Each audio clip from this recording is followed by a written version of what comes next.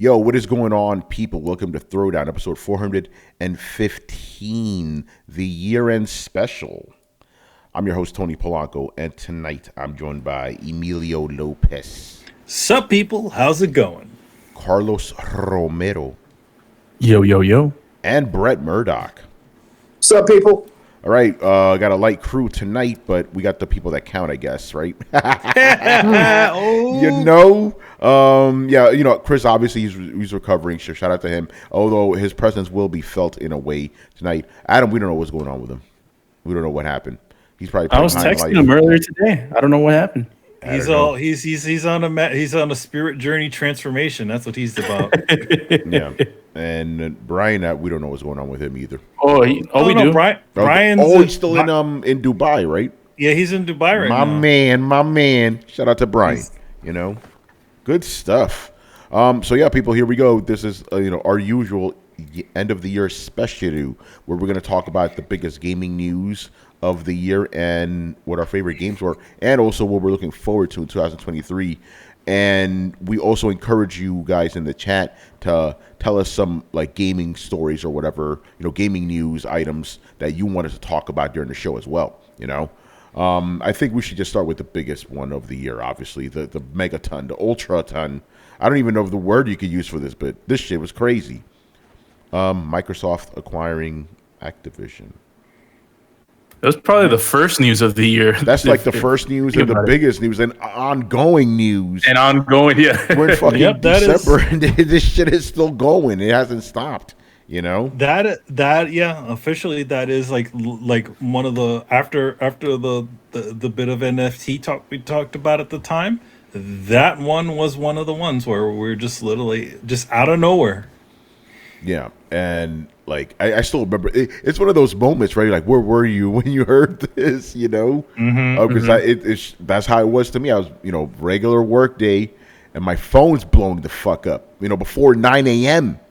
Like, yo, what is going on right now? Like, yo, Microsoft bought Activision. Like, get the fuck out of here, man. Yo, let's not forget though. Like, Activision was on its way to being fucking canceled up until this point too. Mm-hmm.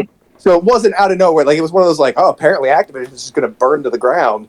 And then we heard Microsoft is buying them. All right, then. Yeah, because right there was shenanigans obviously going on with Activision beforehand, and then the amount of money spent, it was a 70 billion. It was 70 billion. What was it? Wasn't it like 69 point something or was it 70? It was billion? around that. Just shy of 70 billion. Yeah. But then obviously, and the thing is, after the Bethesda acquisition, we're like, okay, this is going to go follow the course or whatever. That didn't happen yet, obviously. Big battles going on right now between Sony and Microsoft and various other entities over, let's just call it what it is, over Call of Duty. It's fucking wild. And it's got to a point where it's again, Microsoft is out there going, no, Sony makes better games than us. They sell more than us. Like, damn. Here's how many consoles we sold to prove Sony's selling more. Whoa, this is getting insane here, Well, and also, I love Sony's approach of being they're trying to start a fight without seeming like they're trying to start a fight. They're like, I mean, it's not me. But that just feels unfair. Like, it would feel unfair to somebody else who's not me, because I would never say that. But it does objectively feel unfair, like that kind of shit. Yeah. And at the moment, and it's funny because usually when we talk about these segments, we're like, oh, yeah, remember when that happened? This is still ongoing, so this is all still fresh in our minds, But, yeah, it just seems like Sony, they don't want to take any deal Microsoft is offering them. Apparently, the latest thing was Microsoft was trying to offer them 10 years, right? Like, hey, we're going to keep Call of Duty on your platform for 10 years. Sony's like, no. So yo, you can't fucking win. Then apparently, dude, I hope that bites them in the ass because Nintendo signed that shit. And here's the interesting thing, right?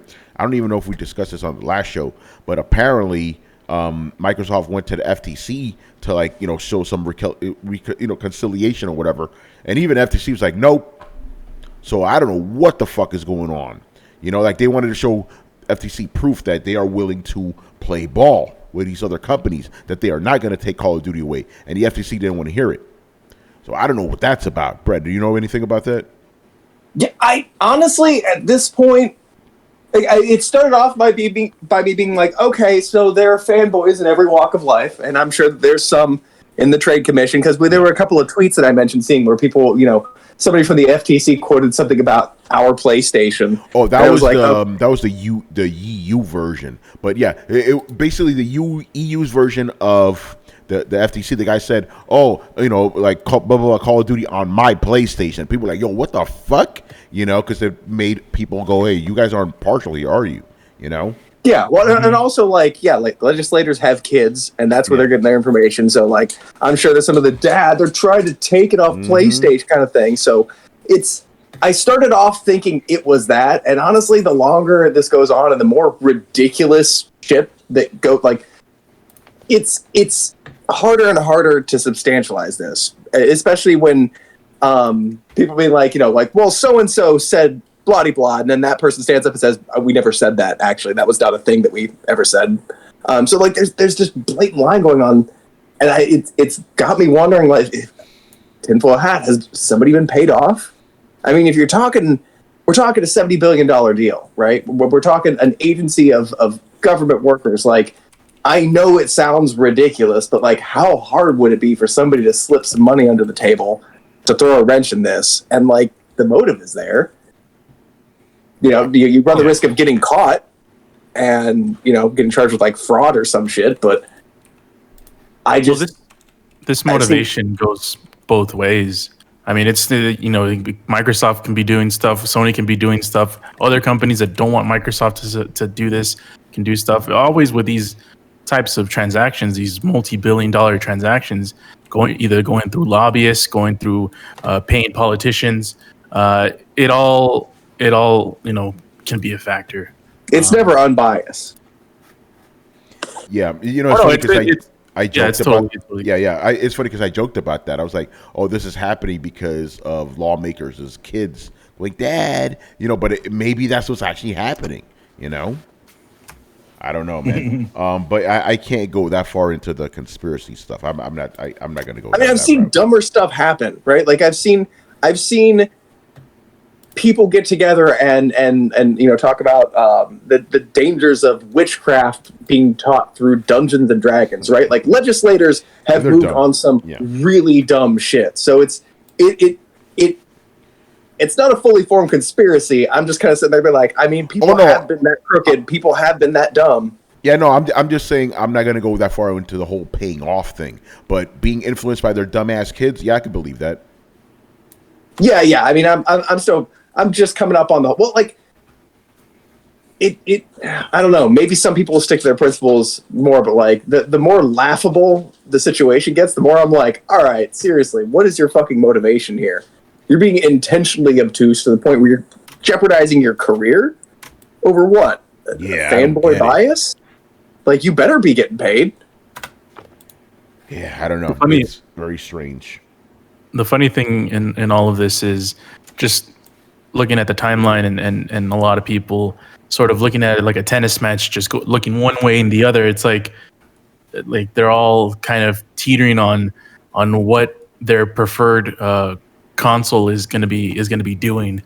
And for me, it's like when I heard about this news, that I just my jaw just dropped because I saw the fucking number, and then Microsoft was just in a huge role. It's like, what, they got Double Fine, they got Ninja Theory, they got Obsidian, they created the Initiative, they got Bethesda, which was back in the day, yeah, and they topped that tenfold. And I'm just I'm just loving the ride right now, because it's like I couldn't care less about Activision these days. Back then, I was a huge Call of Duty head, and I was a huge Heroes of the Storm person, but they killed that. Heroes of the Storm. Heroes of the Storm. And I was big in World of Warcraft, but they refused to make a sequel to that, or a sequel to Warcraft. And I was a huge on StarCraft also, but all they care is about Overwatch these days, and Hearthstone. So, I don't care what happens, whether they go to Microsoft, whether they don't.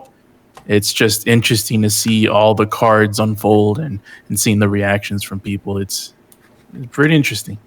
Yeah, obviously, you touched on it. The whole, fanboy side of this. Mm-hmm. Like, so it's like the Xbox side. Let's just call them out because they for years they were talking about how exclusives are bad, but the instant they get an exclusive, they're all about it. So that's crazy. You have the whole the whole thing. It's like the Sony people. It's like, yo, who should Sony buy up? They got Blue Box, they got Insomniac. Who should they get next? But obviously they don't have the pockets to get this type of studio, so they're all salty because Microsoft got it. And the Microsoft people, it's funny because the whole year they've been talking like it feels like they rode the victory. They hired the victory parade people before they even won the championship, and now it's like a lot of people sweating right now. So it's interesting because the fucking console war is just never ending, man. And this is probably one of the biggest cruxes of it all.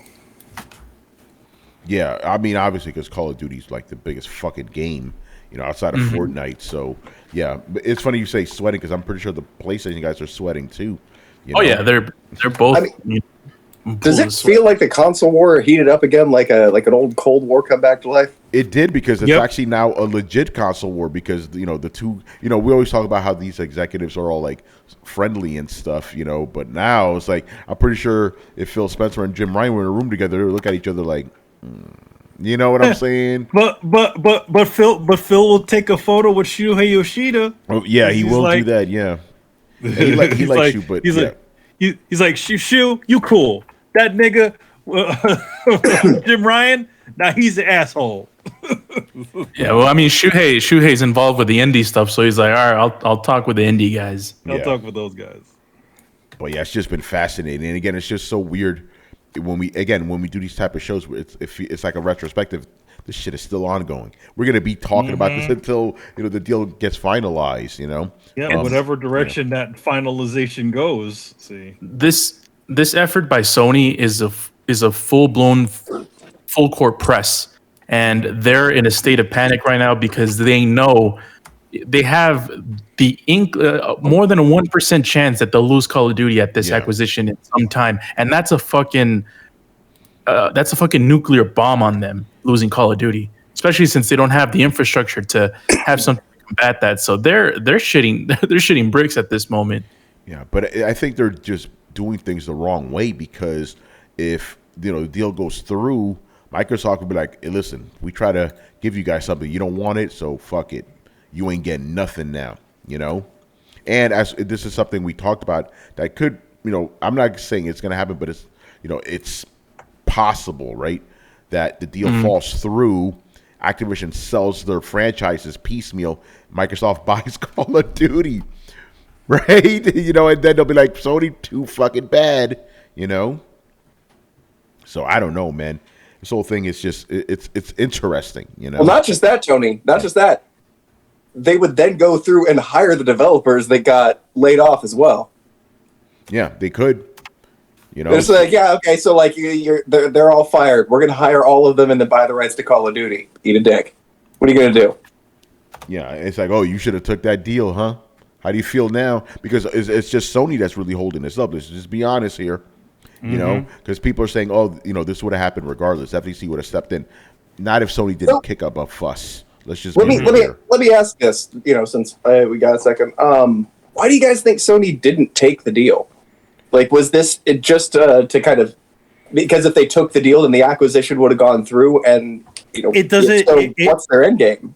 To be honest, I think they like the idea of being the only dog, the dog who can play. I think the reason why they took the deal is because it wasn't a deal where they actually had like full control. Yeah. What I think is, control over the narrative over where it is on the console. You know what I mean? Like at this point in time, any of the ads and things that you see for Call of Duty, any of the Call of Duties, it's always on PlayStation. So in that deal, that probably is not, that won't push anything toward them. Like, in other words, it would be like, well, we have it on. At this point in time, it's like, yeah, we have it on there, but we don't there's not that ad campaign that essentially essentially gets the people that are not just us on the internet, people that are just out in the streets and stuff like that, and watching normal television and all that shit, who just think that, okay, yeah, Call of Duty is just on PlayStation. And it's easy to manipulate the market that way, just by putting out ad campaigns that literally push toward a specific direction. Because the thing about Call of Duty is that it is a general audience zeitgeist game, which means it's not only just the hard, obviously the hardcore the gamers, but it's also just regular Joe Schmo guy who just likes Call of Duty, who is in general the majority. Yeah, no, and that's why, and that's why Sony is so afraid of all of this, because this shift in narrative will affect them as well, and they're afraid that it will. Because obviously, yes, everybody talks about all the PlayStation exclusives and all that sort of stuff and having them on there, but the meat and potatoes is the general audience. And what has the eye of the general audiences? Two things: sports games and Call of Duty. Yeah, pretty much every year, Madden, Call of Duty. There are people who just gotta get that foot. I gotta do that foot. FIFA as well. Yeah, NBA, that's 2K. Yeah, that's just that. And the thing about it is, because you talk about general audience, like FIFA. Again, soccer is not like the biggest thing here in the States, but it's bigger everywhere else, and that's general audience. Mm-hmm. So, what do you guys think Sony's end goal is here? Do you think they're just being reactionary, or do you think, they think that if this gets blocked, that Activision is just going to stay independent? Because to me, I just see it like you just making enemies across the aisle, and in something that is most likely going to end up that way anyway. Like Tony had said, if Activision folds, Microsoft's just going to pick up their shit. Yeah. No, they're. I mean, I don't see if this deal doesn't go through, I don't see a scenario where Microsoft just gets Call of Duty, because then what is Activision? Worthless. They have that one mobile game and parts of Blizzard. Well, no, we're talking about if Activision closed down and their IPs were sold, like where would they go? And if it was a bidding war, Microsoft has deeper pockets. But I don't know where. Like, I don't see them selling themselves in just pieces, because I feel like they're just a huge conglomerate where I would see them only selling everything and not in pieces. Well, they're trying to sell everything, and if they're told no, then what are their other options? Yeah, but I mean, maybe they still have other bidders. You never know. Maybe Amazon or Google or Apple or something like that would still be in play. They'd be like, Okay, so you think Sony might be trying to drive them towards, just basically away from Microsoft then? But Sony's motivation is completely different, because I feel like what Sony's trying to do is they don't want their biggest competitor to have a card up on them. They having the Call of Duty card is a huge fucking card, and once Microsoft gets access to that, they have all the leverage. Even with a 10-year deal, they know what Sony's afraid of is, okay, let's say one in 10 years they just make it exclusive, or there's a loophole or something. They don't hold all the cards like Microsoft does, and that's the reason why they're on full on panic mode. Yeah. By the way, shout out to Adam Vale, who just joined us right now. What's up, Adam? I hurt my left eye. I don't know what the fuck I did. Your left eye got infected? I think so. I had my wife. I'm like, what the? She was like, oh, it looks irritated. I've been like putting water and drops and keeping it closed and shit out. And it just happened, like, I don't know, maybe like 2 hours ago. Fuck. Damn. That sucks. Rub your eyes, man. Hopefully you get better, man. Yeah. But yeah, Adam, we're here talking about the biggest story of the year. You already know. Oh, well, yeah. I mean, my answer when you sent that email out was going to be the first part of the biggest story of the year. What led to the biggest story? The whole scandal of an employee committing suicide and all the internal fighting. Remember that was going on in Activision. Like, it sounded like, oh, this is going to be one of those movie of the weeks. There's that other angle, too, yeah.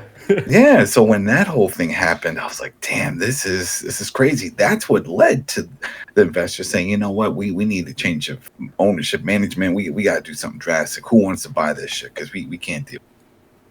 Yeah, And that's the and- point. And that's important to mention as well.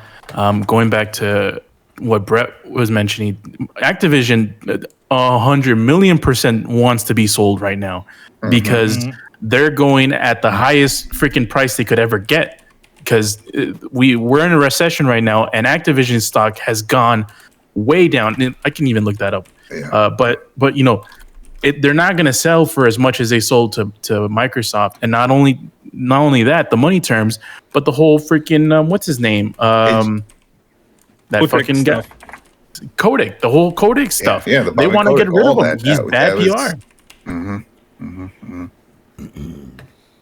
So Activision Blizzard went for around 70 billion, and currently the market cap is around 60 billion. So they're down 10 billion in their value. So, you know, they're definitely going for a premium if Microsoft keeps getting them. If Microsoft gets to get them. I mean, I feel at this point, sort of like what you said about what Sony's play on this whole thing. I don't know if they're trying to force them not to have this whole thing, because I have a feeling they know it. There's no real way of blocking it. It's going to happen, but I think it's more of how can they get the best deal possible out of this? How can they get some reassurance? Like, I don't know, there's that rumor going around that from Bloomberg saying that there was another deal that Microsoft offered that included adding Activision games to Game Pass. And that's a big play right there. Not so much to just Call of Duty, because people. But to PSN Plus. No, PSN Plus. Yeah, PSN Plus. Sorry. Yeah, and it's not so much just a Call of Duty thing, but just think about Activision and all their games. So whenever they add another game to Game Pass, to Plus, the PlayStation Plus, that means I guess their concern was that they would never be able to add any Activision game, whether it's Tony Hawk, whatever other, Diablo, older ones. That would be like a constant asterisk with the service that everybody would always know. Well, there's never going to be an Activision game in this thing, so what's the point? That's what I was saying before you came in, Adam. Where it's like they're trying. I think a lot of reasoning for this is the fact that because in this current situation, they control the narrative as to what console it is perceived that Call of Duty exists on to the general public. But yeah, that is true. And if you think about it, and I didn't think about that, I was like, oh wow, yeah. So even if let's say if Sony just ignored the whole thing, like they didn't even care, sort of like what happened with the Bethesda deal, that could have been a factor right there. It was like, you know what, you're not getting any more Call of Duty after remember the original 2 or 3 years left on that contract. You're not going to get any Activision. We don't know that. I doubt that was going to be Phil's play on this whole thing, because again, we just said it's $56 billion or something like that, or $65 billion. It's still in the billion. That's a lot of money you have to recuperate just to make a profit. So it just makes sense. Put it on all the platforms. Yeah, you're going to have it on your Game Pass, and you're probably going to have no more of the exclusive 1-year deals of content that they have with PlayStation. But at no point did I ever think that they would just tie the whole thing exclusive. Like the one thing, and I kept saying, and I'll keep saying, is that I figured that they would just create a new series in the franchise. There'll just be another Call of Duty. And that, just like what we see with the Starfield and other things, no one can bitch about it not being multi-plat, because it never was. It's a new IP. It's a new creation. And I still think that might be their play going down in the future. But when it comes to parity of just what's already available, what the consumers expect, that's always going to be a play just for what's best for business. And Microsoft, yes, they're making tons of money, but they also have investors. They can't just throw this type of money to burn it away in the fire. They need to get some of this back. Microsoft, this is literally like change for them. I don't know. That's literally pocket change to them. But we saw it with the Bethesda thing. They still left all those games. Fallout 76 is still there. Skyrim is still there. They didn't make any of those exclusive. Well, no, they're Well, not they going already to. came out. Yeah, they already Yeah, came but out. that's what I'm saying. They already came out. That's what I'm saying. Like the ones that are, and I saw that happening with the Activision deal. If that goes through, all the stuff that's there is going to continue to be there. It's new stuff. New stuff is not going to be there, and I can see that being concerning for Sony, because they're like, well, what if they make the next new, Call of Duty, and it's the butter one, and that's the one everybody butter wants. one. Yeah, It's new. It's different this year. Exactly. Well, that's what I'm saying. New franchise. This is Call of Duty Butter Edition, exclusive to game. We're not even doing physical. This is all digital. They do something crazy. Yo, it's a fucking chip you put in the We back of your just- head. Yeah, we just paired up with Capcom Street Fighter characters. It's bananas. It could be anything crazy, and it's possible. I mean, and So like basically like, yeah, we're not making Call of Duty now. We're making a beckoning of responsibility. some ridiculous. What if? I mean, it's a far fetched, but imagine we could have never in my imagine just to ever think that Fortnite would be on par when it comes to sales. And hitting Well, those. Fortnite's free, targets. But that's what it's free. Well, Call of Duty, It makes so much money. It's making so much money. That's what I'm saying. I could have never imagined. So what if, let's say, we're making a Call of Duty that's going to be like Age of Empires type of shit? Remember what we had with a Command and Conquer or something like that. Or Halo. There you go. Or Halo. I was like, oh, they make something like that, and it becomes a huge hit, and then everybody at that point in time, different trends only want to play that version. They're done with the shooter. Then Sony would be asked out because it's like, shit, we don't have that. I was like, yeah, well, 10 years ago, nobody gave a shit about those type of games. Now it's all the rage. Sorry. Well, I mean, and the interesting thing is, a lot of these deals are not created equal. I mean, the Nintendo deal is a 10-year deal from my understanding is. Oh yeah. And for now, who knows? And I still think it's going to be old shit. I don't care what they say. Exactly. Maybe they can do the club. I think it's going to be old shit. And that's the thing. We don't know what the next Call of Duty is going to come out on the Switch. Is it going to Is it going to be able to play it, or is it going to be a stream, or is it like Adam mentioned? Is it going to be the old games that are going to come out? So it's interesting to see how these deals are even structured. But if I at this point, if Sony believes that Microsoft is going to indeed going to get Activision, they better work the best deal they can. If not, they're effed, because Microsoft is going to remember this, and they're not going to play nice when they hold all the cards for sure. Yeah. Well, that's what I was thinking too. But then that just make them look like a-hoes at that point. It was like, yeah, but you got to play nice, because we're hearing this. We're all hearing this, but I don't think it's really hit the mainstream. The mainstream, the people that just play the games when they come out, it's like, yeah, every year there's a man, every year there's a Call of Duty. Yeah. They don't really know. They're not keeping track of all this shit. They still see at the end of a Call of Duty at PlayStation. Yeah. So to them, this isn't happening. So I think Microsoft's play, when this all goes through, if it does go through, it's just, business as usual. Just, you're not going to see that PlayStation at the end. Mm-hmm. And maybe they'll just say, it's available everywhere. That type of thing. Just show all the logos. Don't just throw Game Pass up there, because then you're going to confuse the narrative with all that. Mm-hmm. Just throw all the logos. Call of Duty available now. Steam, maybe Nintendo Switch, 3.0, whatever the fuck happens at that point. Yeah. All right. Let's move on to something else. Adam, do you have a story you want to talk about that happened this year? Big gaming news story? Well, that was the first part. Just the fact that someone died at Activision, and there was all this crazy. Did that specific thing happen this year? Well, that's what was reported earlier in the year. That It wasn't. It wasn't actually. I mean, was it It reported in wasn't- 2022? that it didn't happen years. But No, that it wasn't we found 22, out. but it was. We found it out was, about it. Yeah. It was the hush money that went on top of. Oh that no, we stuff. needed to And, discuss that anyway, because obviously that's what Yeah. precipitated all. Yeah, this. yeah. Well, that to me, that was the big part. That was the big story. That there was that audio tape that the person had recording of the death threat.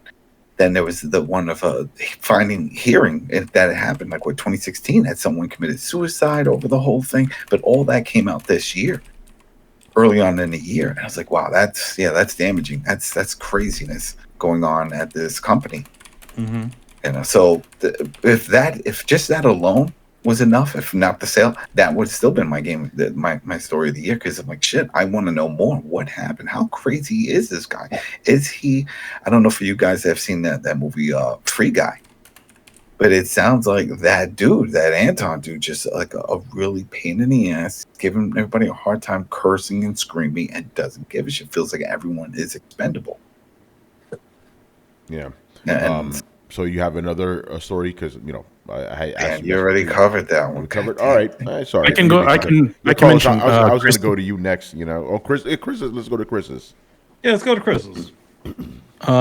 So for Chris's first story, he's mentioning the Rockstar hack in the GTA 6 leaks. Oh shit! I forgot about that. Oh, Yeah, right. Good old Chris, man. Yeah. They wanted you. Yeah. That was damn. That was so long ago. I barely remember what happened with it. But yeah, that did happen. I think it's still going through court, right? They still didn't. They found that one kid, but he says that he was just a mule. That he just pushed it, but he didn't create the whole. He didn't go through the And it process. was a kid. That's right. Yeah. It was a kid from the was it a UK or something like that? UK kid. Yeah. And what did we? I mean, yeah, that footage we saw obviously was like just pre-alpha, so it was pretty pre-alpha rough. stuff. But obviously, this is the internet. People thought that was like the final product, and like, oh, this looks like shit. The last game looked better. It's like this is not finished yet, guys. And then, but I mean, when it comes to because they said there was going to be a male and female protagonist, that was already known. They Rockstar already officially announced that. But I don't know if we saw those characters in these leaks or whatever, but I think we saw the female one. Probably, if I remember correctly. So yeah, like even at the time, I remember now it's all coming back to me. We're like, we can't really give opinions on the footage because this isn't that's like you start cooking like some chicken or something. 5 minutes later, look at that, start criticizing like, oh, it's not done yet. But that was wild, and it was a fucking kid. That was the craziest part of all. Well, that was it. That they tracked it from his computer, but apparently there was a lot more to it. Yeah, and that made sense. He wasn't part of a group or anything, was he? Well, that's I what think they're he saying. was. He was saying, that he was part of a group, that he was at the low end or whatever, and he felt that they were using him because he was inexperienced. All the shit. Who knows? That shit was wild. But it's still going on. Yeah, it's still a thing. We got a bunch of videos, and weren't they the ones threatening to leak more stuff, or was it someone else? It was a group. It was his group. And then they sold it. Remember, they eventually did. It's a forum, I guess, an online hacker forum. Admin claims that the individual behind the GTA 6 and Uber hack. So he also did that too. It's none other than the leader of the Lapsus ransomware gang, 16-year-old boy from the UK. Fucking wild. Don't tell me he was the only. So check this out. So Lapsus previously breached Okta, Samsung, Nvidia, Microsoft, Ubisoft, etc. So they've been busy.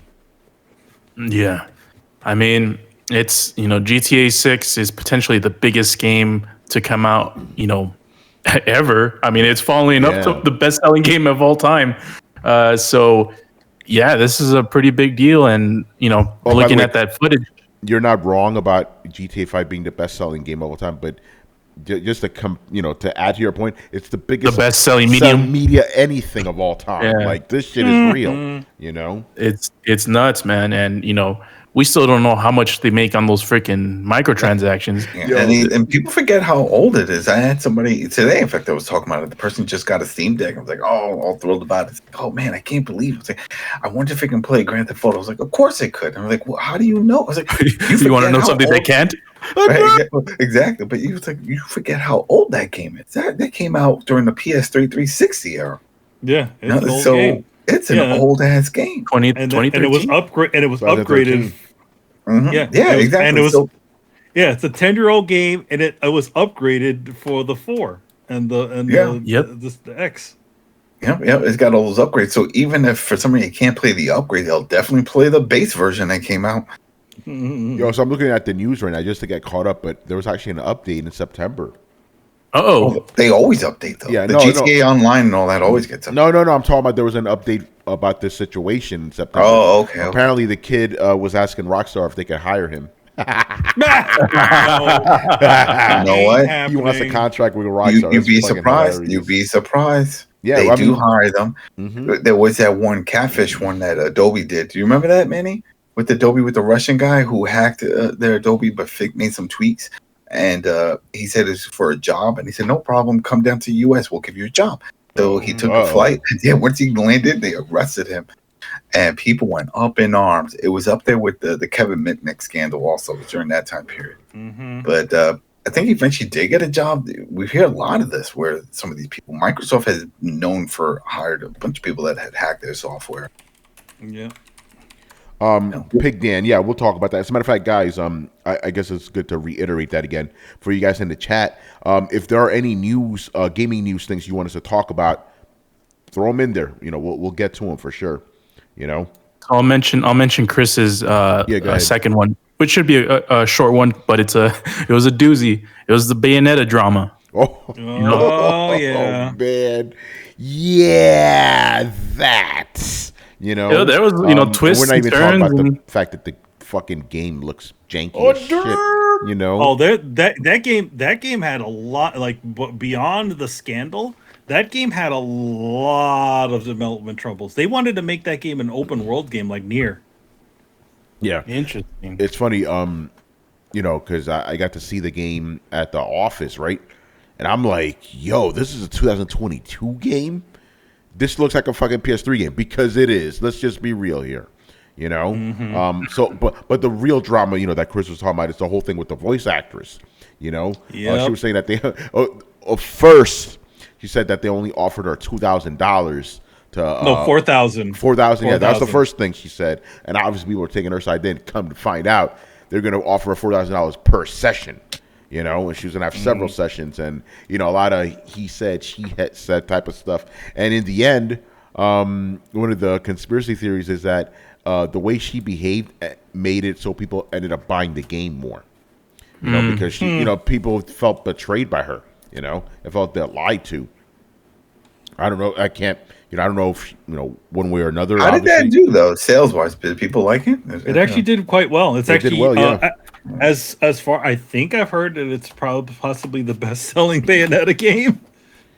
Yeah, but you know, yeah, that drama with the, and then, you know, it's just funny how it was a little bit of a microcosm about how people jump to these causes on social media without fully trying to understand things. Of course, you know? They just jump on the bandwagon without going, They without, read the without headline. considering that the person telling you these all things the time. might either be wrong or lying.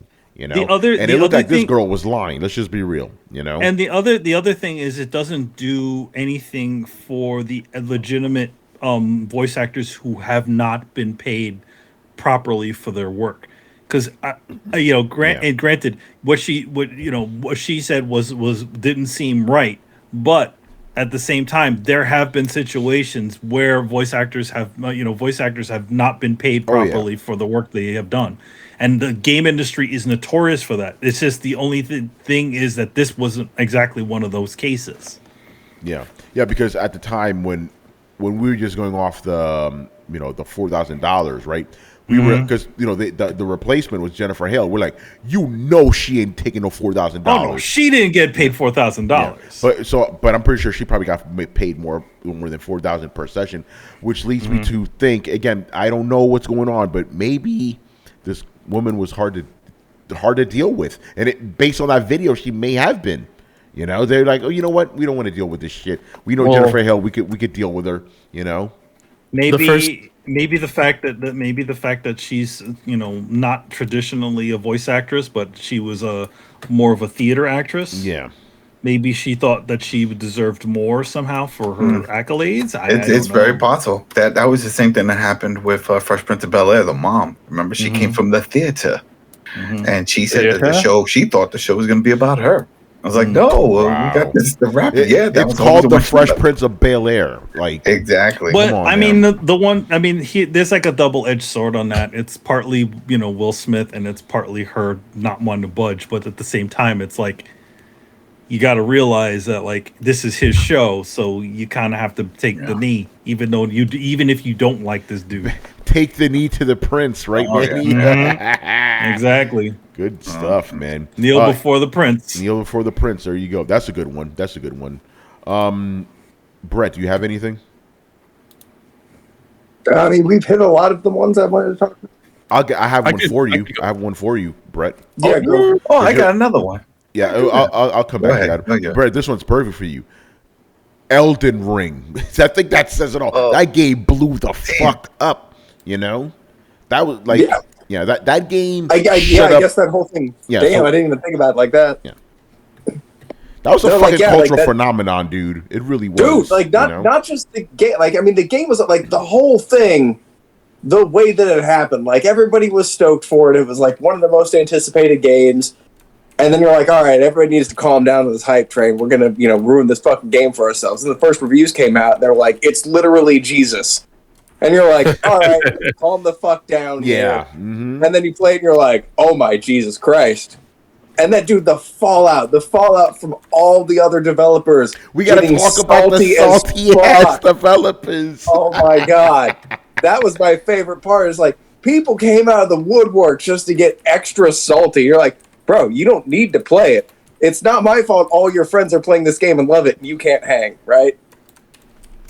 Yeah, but they were just shitting on the UI, like who designed the UI, like the quest design. They were doing things like this guy's in gold and white armor and he's the bad guy. What? Like, yeah, it's salty, man. God forbid they don't make things blatantly clear and stupid. Yeah, there's no quest markers. Well, the one thing about a lot of this is that it's the inherent fear of Western developers of putting stuff into a game and allowing the player to actually figure it out for themselves or find it for themselves.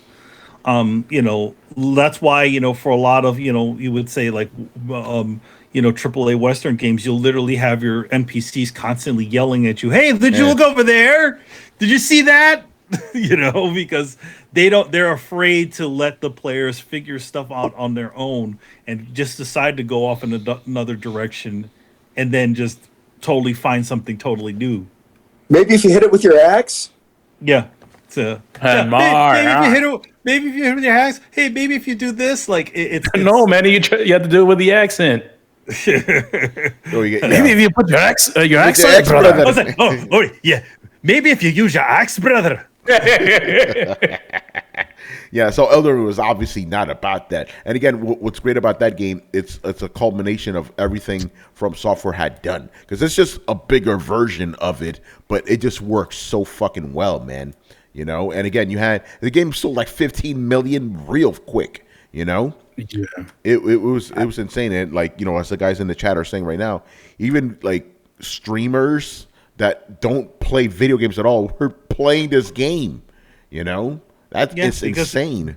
Because it's so far up into the zeitgeist that it literally caused the stir within the communities that don't pay attention to 15 million is Call of Duty numbers, man.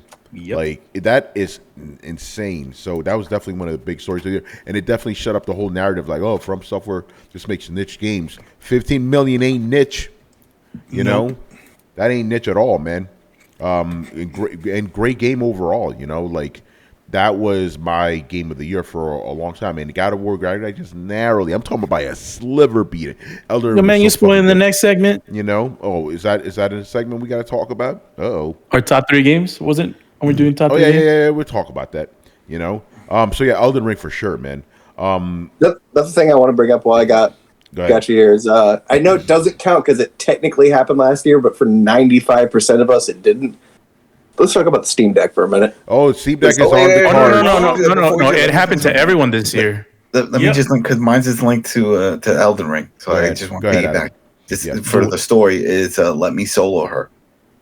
Oh, yes. And that Melania or whatever, that one was that everyone has trouble. And if you call a request, he would come in and he had just a pot on his head and George, and he would kill her. And it's like he would always come like a superhero. Like he would just jump into people's games and that's it. Wouldn't say anything. Would just go and kill her. That he even, what his name is, gaming tag and the whole thing like that. That was an amazing story. Yeah, so that was good. The developers, they sent him a weapon, like a replica, and all this other, swag to go with it. Adam, yo.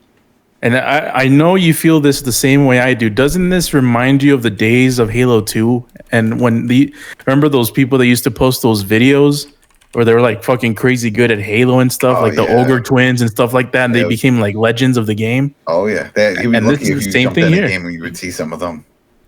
Mm-hmm. I wish we would get like more stories like that. Yep. Gamers just coming together. That was good. Yeah, it was really good. Yeah. So that was it. I just wanted, that was my thing. I was like, dude, that was a crazy story. I remember seeing images. I don't have a game or anything, but I remember just seeing this dude running around with a pot on his head. And I was like, yo, he jumps in to help with the hardest boss in the game. That was a good one, yeah. But yeah, Brad mentioned we got to talk about Steam Deck. Gotta talk about the Steam Deck, man. The Nintendo Switch killer, Because after that, it's like, what the fuck do you need a Switch for? You got this. Like I reviewed the Steam Deck and I called it the Nintendo Switch for adults. This is the shit we wanted after that piece of crap Switch. What a disappointment that was. But we're not going to get into that. But the Steam Deck, it's pretty much, I'm talking for myself, it's exactly what I wanted it to be. It's a portable Steam fucking machine. It's great. Yeah. And it runs games very, very well. They're constantly updating it and stuff. And even getting like other applications on there, it's actually not hard, like for the average person maybe, but it's not bad at all. But if you want to skip all that shit and just play your games, you're good to go, man. And Adam, I know that this was like your favorite fucking machine of the year for sure. I use it every day. And you're holding it right now, man. You're holding it. Adam, my other thing. Whoa! I saw it's the butt of console. Real quick before you go, Adam, I was working, and then I got a notification. It was because I have my work computer and my actual computer like right next to each other. So on my actual computer, I see a notification, and it's a Steam notification, and it says Citizens on God of War or whatever, and I'm like, he's on the Steam Deck. He's testing it on the Steam Deck. That's it. Love it, man. I'm still playing. I'm playing it now on the Steam Deck. Love that. It's amazing. But it's funny though, when I look at my collection I have loaded on there, it's almost like my portable version of a PlayStation 4 because I have Days Gone on there. I have the Spider-Man Miles Morales, God of War. It's just great that it can do all of that.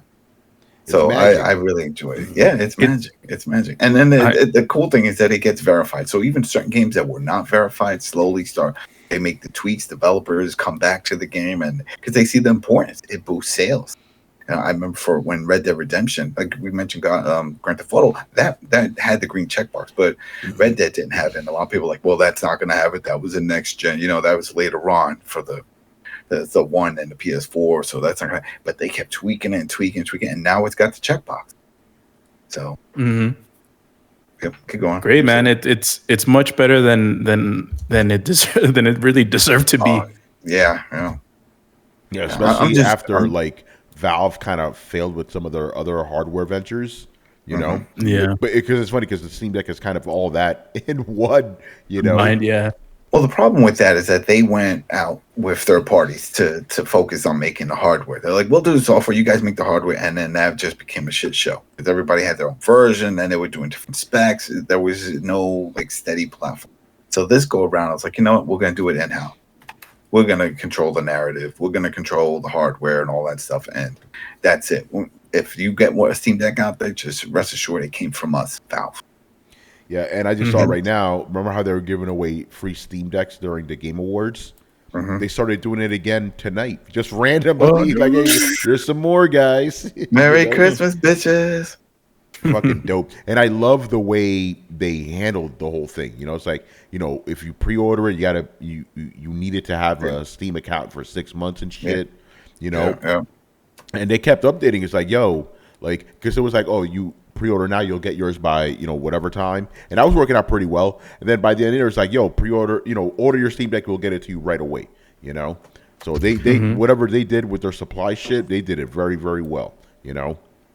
And they listen to the community constantly. Like when you go to do an update, you'll see there's like 3 different versions that you can get. You can get the stable build, you can get the beta or the alpha build, and then there's forums for those betas and alphas. So if you go and you download that version, they can see that you're actually using it. So if you say, "Hey, I came across this one issue and the keyboard wasn't responding well," then they'll make the tweets, and sure enough, the next day there'll be a patch, a hotfix, and it'll even say hotfix to address certain issues that took place from the last patch. They're always up to date on it, and I just like the fact that for our main concern when we heard about it was how many games are actually going to work. Because remember, as much as people talk about emulation, Proton is emulating Windows. This is Linux. This is not people like, oh, well, it's playing a PC. You don't seem to understand it. This is not Windows based. These are not native ports. The whole thing is emulation. It's emulating everything, and it's working. And so our concern was how many of these games are actually going to work on, because then it goes into the developer's hands. It's like, hey, this game you've created like, I don't know, 5 or 6 years ago, you're probably working on other projects, but now it's going to be on this other platform. Do you go back and tweak it to make it work on this new handheld, or do you just let it go and be like, play it as it is? And right now, it looks like it sparked a fire in a lot of developers. And we know this, and you'll know this. And anybody who's like, "Oh, I'm not sure. I think I'm talking bullshit." Listen, go into your games when you go to the top part where it shows the downloads and updates, and you will see all the updates. And I've had some old ass games pop up saying, "Oh, just got an update." And then if you read the details, you'll see a lot of them were to adjust the compatibility for the Steam Deck, whether it's changing the font size or making it a little more accessible to work with the touchpads if it requires a keyboard. But it's all because they see the importance of the Steam Deck. And they're like, you know what? This is it. Our game is still out there. It's still selling.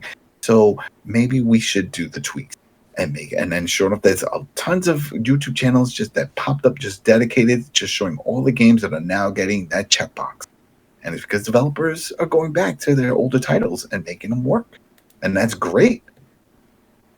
Yeah, no, it's great. And like you said, I love that some games actually have they have low, medium, high Steam Deck, Yep. That's fucking legit. I'm man. telling you, I predict by sometime next year, when we see games that usually though it's a PlayStation, Switch, whatever, we're going to see that logo, that Steam Deck logo. Because that's important. I get it all the time. People always ask me, like, "Oh, how do you know what games are on there? I don't even know what games are compatible." And you got to go and look for the checkbox. But man, they start slapping that on the commercial ads and stuff. There you go. Because it should. It's a platform. It's a platform. At least for like my circle of friends, deck verified ? That was a saying this year. Hey, this game's announced. Deck verified. Deck verified. It was hilarious, man. But yeah, definitely a triumph, man.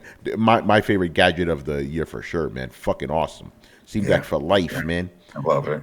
Yeah. Manny, do you have anything? I was actually gonna do the one of the surprises of the year, the resurrection of Cyberpunk. Yes. Coupled with the anime Cyberpunk Edge Runners. That anime is what really set this off, right? And it was like it was such a the stars aligned, right? You had the anime that brought back the attention of the game, and the game was actually in a good state. Yeah, so, at that point, at the point of that update, that stability update, which added the additional stuff from Edge Runners, the game was quite possibly at the most stable it has ever been. Yeah, and then people got to play it because I've always said this about this game. This game was always good. It's just all those bugs ruined it. But you remove all that stuff, you get a great game, and the anime helped it out. What a great, because we were skeptical if it was going to have a comeback, because the only games that ever had comebacks were multiplayer games. This is the content hasn't changed. It's the same content from launch, right? So we don't know about this, but yeah, it's a single player game that actually had a resurrection story. Came back like Jesus. It's crazy. Back like Jesus, or Johnny Silverhand. That's right. Yeah, that's pretty incredible. I went back to the game, and yeah, it ran really nicely. Played on PS5 this time. Yeah. Although I will say the Edge Runner stuff was a little inconsequential in the game. You know? No, it's not. It's not. I think here's the thing about the Edge Runner stuff. It's very small, minuscule, but I think if you are a person who played the Cyberpunk game and know the locations and watch Edge Runner, you get to see those familiar places and vice versa. So I feel like there's a little bit of that fun, like, you know, like, oh man, I've been there. Like it's, you know, like it's sort of like, I guess when we remember when we were going around LA, you know, a little bit, and we were like, oh man, I recognize that street because we played LA Noire. That's right. Yeah. Kind of that sort of thing. But, you know, and I think that is, you know, feedback within something like, you know, something from a different media. It's like, oh wait, I know that place. That's the bar I went to. And the funny thing is that even like that one bar, there was like, I can't remember the name of the bar. I think Afterlife it's called. Afterlife, yeah. That bar always had a drink called the David Martinez, and nobody knew what the fuck it was. Yeah, because those drinks are always for like fallen heroes or whatever. Fallen heroes. So, who is David Martinez? Oh well, he's the kid. He's the character from the show. Yeah. So I think it was a really good them making that deal and doing that anime was probably one of the smartest things they could ever do, and then also letting that company, you know, Studio Trigger essentially do their own thing with it. You know, like give them the story, but let them do what the fuck they wanted with it. Yeah. So that was one of mine, and the other one, it's, you know, this one sort of got overshadowed because of the fact of Activision being such a big deal. Oh shit! But the fact that PlayStation and Sony managed to buy Bungie. Yeah, Bungie. That's a big one. You know. It's literally. Oh yeah, that happened too. Yep. Yeah, that happened. I'm like, you know, like it's like for years Sony had been trying to create the Halo killer, and then they bought the company that made Halo. Yeah. So, and if we didn't have this Activision deal, that probably would be the biggest story of the year. It probably would be. Yeah, it would. It probably would have been. It just like got just shoved under like the, you know, it's like no one's talking about that because this other thing's so much bigger. But yeah, and then, you know, obviously they talk about how, you know, one of the reasons they bought it is because they want Bungie to kind of lead their initiative when it comes to live service games. And Sony says, you know, and we don't know if all these are going to be by Bungie. They're probably not, but they're going to have 10 live service games. To me, it just seems like let's throw a bunch of shit on the wall, see what sticks. But I mean, yeah, they're trying to get that. They're trying to have that consistent revenue from a service game. It's a disappointing. That's the only disappointing thing about that. Like we're not going to get a really cool like single player experience from somebody like a Bungie. We're just going to get a bunch of Destiny clones. Yeah, basically. But try to do a fixed up version of Anthem.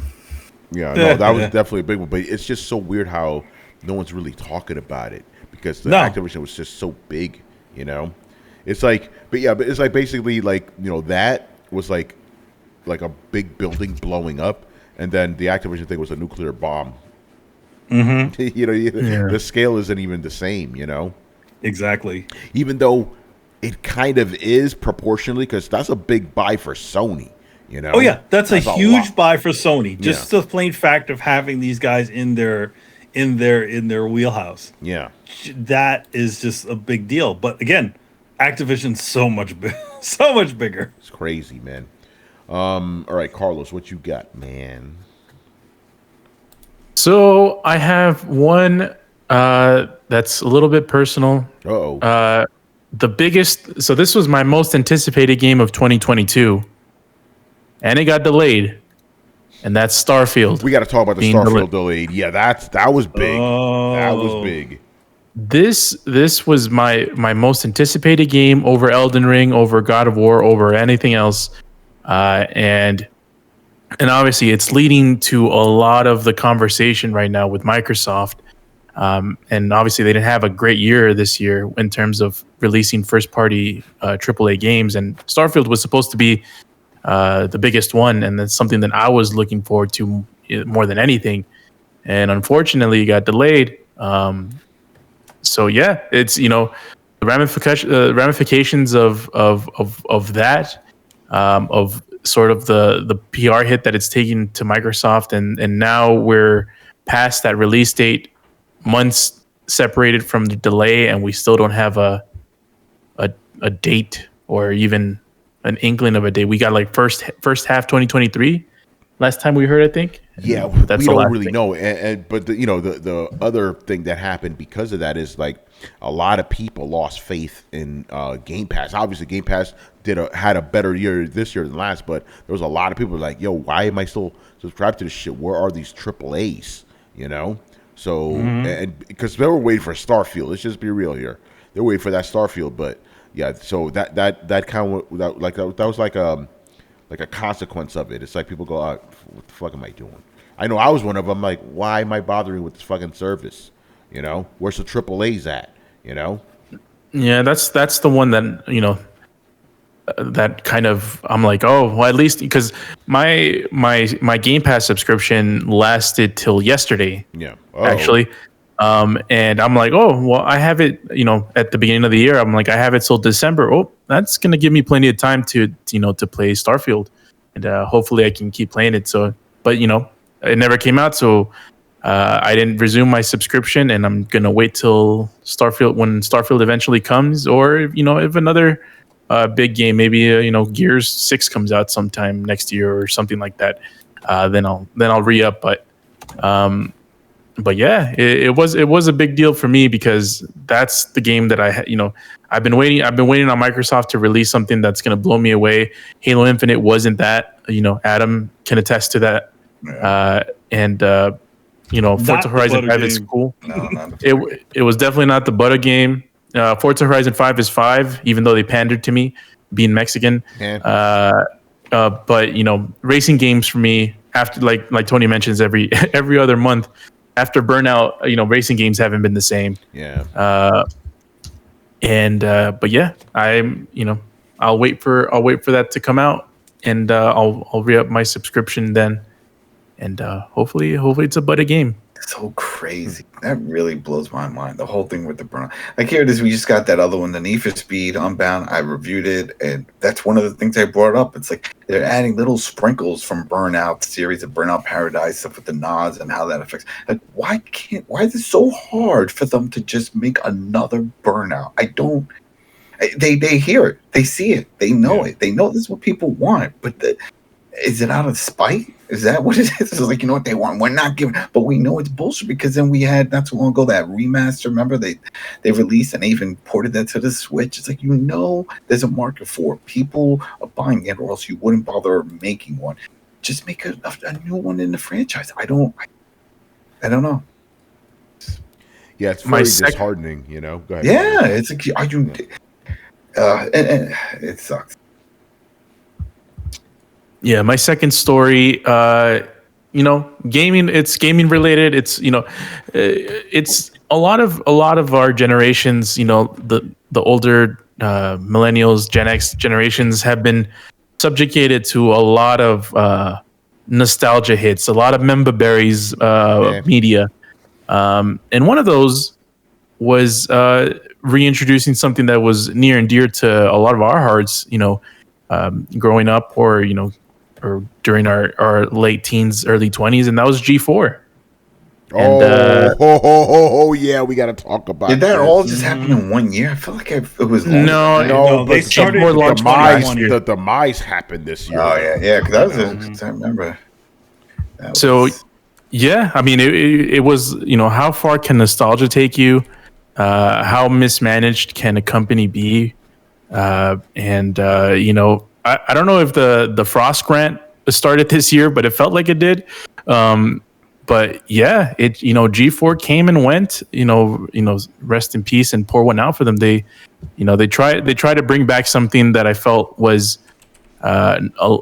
based a lot of nostalgia, and it just didn't work. And unfortunately, that's the problem. There was no YouTube. It's like now the content they were creating before, there was nowhere else to go.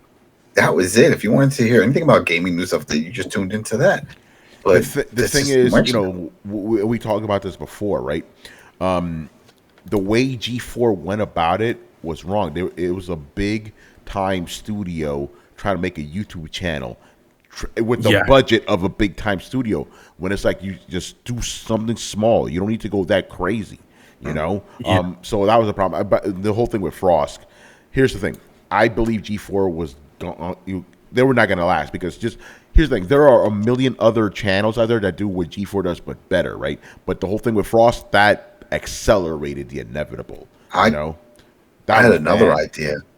I thought maybe when I first heard about it, this is what I was thinking, and I was clearly off, but I was like, is this a competitor to YouTube? Can they just invite a lot of these other people, these gamers that have popular channels, Angry Joe, whatever, and bring them under that wing? And it's like, you go to G4. That's what they sort of did. Like a lot of their hosts, with the exception of of Danny, even Danny himself, but he wasn't a host, he was behind the scenes. But a lot of the on-air people were well-known, well-tuned YouTubers. Yeah. By the way, I just looked it up. Sorry, Manny. This whole Frost thing happened January 12th. Yeah, so but you're right. Yeah, a lot of them were YouTubers, and Frost like you herself had was a commentator, like an esports commentator. Yeah, Frost was a commentator. They had what's his face from what do they call him? The completionist, whose main deal is completing games and getting getting everything in the game. So, Adam Sessler. Yeah, there's Adam Sessler. The angriest man in gaming, as I would like to call him. So they even brought people like Ebert right there. They even brought people like Amaranth and stuff like that to those type of streams. They brought back Kevin Pereira. So. The whole thing with Amaranth is like, oh shit, we're losing customers. Bring the titties out. It's to be like it and again, like you can see that they were having a weird identity crisis. Like you have at one end you have the Frost who's saying that I'm not what's her face Jessica Chobot or whoever else was on there, and then you have what's her face flopping around. Yeah. So what is the identity of your channel? Like, okay, if you're going to be doing, that stuff, then, but again, like my biggest issue with the G4 in general, and this goes back to previous G4, is just all the fucking shtick. I loved the, extended play, but I feel like all their other shows were just about like, especially when the screensavers became the tack of the show, and then now they're doing all kinds of stupid bullshit, stunts and shit. That's not. I feel like anybody can do that sort of stuff. I really think that they really should have, buckled down and literally, because there's so many YouTube's like they could have brought back the whole documentary section, where they were talking about like they do the history of different games. They could have that doesn't take a lot of money to do. That's just getting footage, right? Yeah, that's not like a multi-million-dollar thing. You could have gone down that road. You could have also gone down to some of the you see a lot of the guys like these guys who are more enthusiasts in like classic gaming, which during the pandemic a lot of people got back into classic gaming and trying to figure out how to get their old games to work on their new televisions. You can go to guys like My Life in Gaming, like the guys Digital Foundry does, where they sort of do little combinations, like, all right, how do you get this thing to happen? Just to do a little stuff like that. They could have taken this a little more grassroots. And then, yes, and obviously they wanted to do their whole esports thing because they wanted to dip their toe into that. So it's like so many different directions that they really wanted to go, and none of it matched, and a lot of it contradicted itself. The thing they were the only. Just real quick, because I got to touch on what Manny said. Right, all those things you named already exist. Right? They already exist. For example, the whole icons thing or whatever. Who's been doing that for years? The gaming historian. Excellent content. Exactly. All those things. So my thing would be like, okay, yes, I think they should have diversified in those sections, but it would be still difficult because there's other YouTube channels doing it and way better, Yeah. Like these guys are doing, like you said, My Life in Gaming, retro guys, Metal Jesus, like these guys are doing their thing. They've been doing it for years. So they're essentially G4, they're essentially doing segments of shows that used to be on previous G4. Yeah, exactly. But it's like, there are dedicated channels doing those specific things now. And so that's why I don't think. Yeah, I like Carlos, like you said, G4 was just basically a nostalgia thing. In the modern age, it doesn't work. It's like, I want a dedicated gaming channel. There's a million of them on YouTube. I would say the best point that they could have pulled this off is really close to when G4 closed down and Revision 3 closed down. I feel like that was a section of time where things were still sort of fresh in people's memory as to what they were. I mean, like, what is it? Almost a decade had already gone past since G4 had existed. Yeah. Right? Was it 2012 that they closed up shop? Something like that, yeah, because I think Throwdown was still on, but while G4 was still on, yeah. Like, first started when that show was still around, yeah. Exactly. So, like, I feel like when that era happened, they really should have transitioned into that sort of formatting, to catch that. And then I think they would have been able to service that stuff. I mean, to be honest, the company that seems to be doing G4, what G4 was trying to essentially do, that's what's his face, the Greg Miller and his crew. Oh, kind of funny. Yeah, he is doing G4, right? Yeah, pretty much. He's got all those shows. He's not doing it on the production level. Granted, he did get a new production, like a production house or something like that. But the spare bedroom. But it didn't start that way. It started small. It didn't start that way. It was very grassroots. So it should have started small. Not a huge amount of investment thrown into it. Yeah, you throw your little esports junk on there because you invested all this money into a stadium. But wasn't Comcast behind it? They own it, right? Comcast. So that's why. When you have a big cable company, they're gonna be like, well, we're gonna make a real show out of it. Because if not, then people would bitch, oh, you're cheap.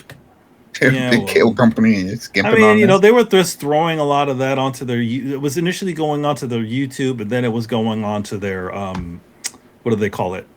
Going it onto their streaming service, in the 2020 times, So I don't know. Also, I'd like to mention that the fact that a lot of their employees learned about their firing via Twitter. From Wario 64, the guy who posts deals. Yeah, exactly. Yeah. That was fucked up because nobody got a letter or nothing, Yeah, apparently it was a leaked email or something like that. And I don't know. We don't know. I mean, we don't have any confirmation as to if they actually finally did get a thing that. Oh yeah, we're not going to. Oh yeah, they did like a day later or something. They did get that. Yeah. Yeah. But yeah, a freaking deal site. That imagine finding out you were fired from a deal site. That shit is crazy, man.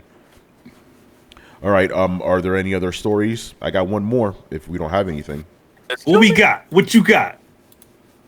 We got to talk about our boy Hassan. We got to talk about Abandoned, man. Hassan that was fucking crazy this year, And that whole thing did happen this year. It feels like it was longer ago, but no, it all happened this year. Where basically, was it Blue Box Studios, right? They were teasing about their new game and stuff. Oh, it starts with S and it has an H, and they're like just doing all these things, like making it like, hey, yeah, we're working on a new Silent Hill, and then they had like another image of like a dude with a fucking eye patch, teasing people, right? And obviously this led to a lot of conspiracy theories. A lot of people believe this shit was real. A lot of people that we know, they believed it was real, and they believed Kojima was involved because he was implying all this silliness on top of that. Yep, yeah, they like all this stuff, and then obviously when this dude Hassan, the guy who runs Blue Box, he started doing interviews. You saw this guy was a fucking fraud. He was saying contradictory things on different podcasts. He was on Colin Moriarty's podcast.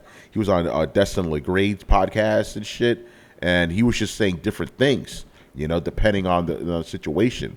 Like on Colin's show, I believe, Colin asked him, like, yo, you guys are using Unreal 5? And he's like, no, we're not. And then on Destin's show, he goes, yeah, we are using Unreal 5. It's fucking crazy, man. But the thing that I mean, and then I loved it was on Reddit, I believe. One guy he like investigated Blue Box, right? Because they've had 6 games all under with Sony, which is interesting, that never came out. So when people saw that, they're like, okay, this guy's a fucking fraud. This game ain't coming. And as you can see, remember, they were supposed to have something right now. In the winter, they said something, nothing.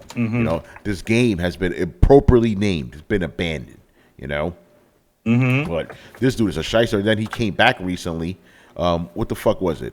Oh, yeah, that's what Kojima was like, yo, this is fucking stupid. How did my name get dragged into this shit? And then Hassan has to come out, we didn't try anything. Yes, you fucking did. You knew exactly what you were doing, bruh. He was like, no, yeah, I remember Kojima was like, man, I this is kind of bullshit. I don't know how the hell my name got dragged into this. And then he was like, yeah, you're telling me, bro. It's like, okay. Kind of like trying to see like you felt like what Kojima was saying. Yeah, okay, man. Fuck out of here with that shit. When we saw, because since we're kind of new to that guy and his studio, we didn't know much about him. But when Tony, I think Tony was the one that sent us a screenshot. Yeah.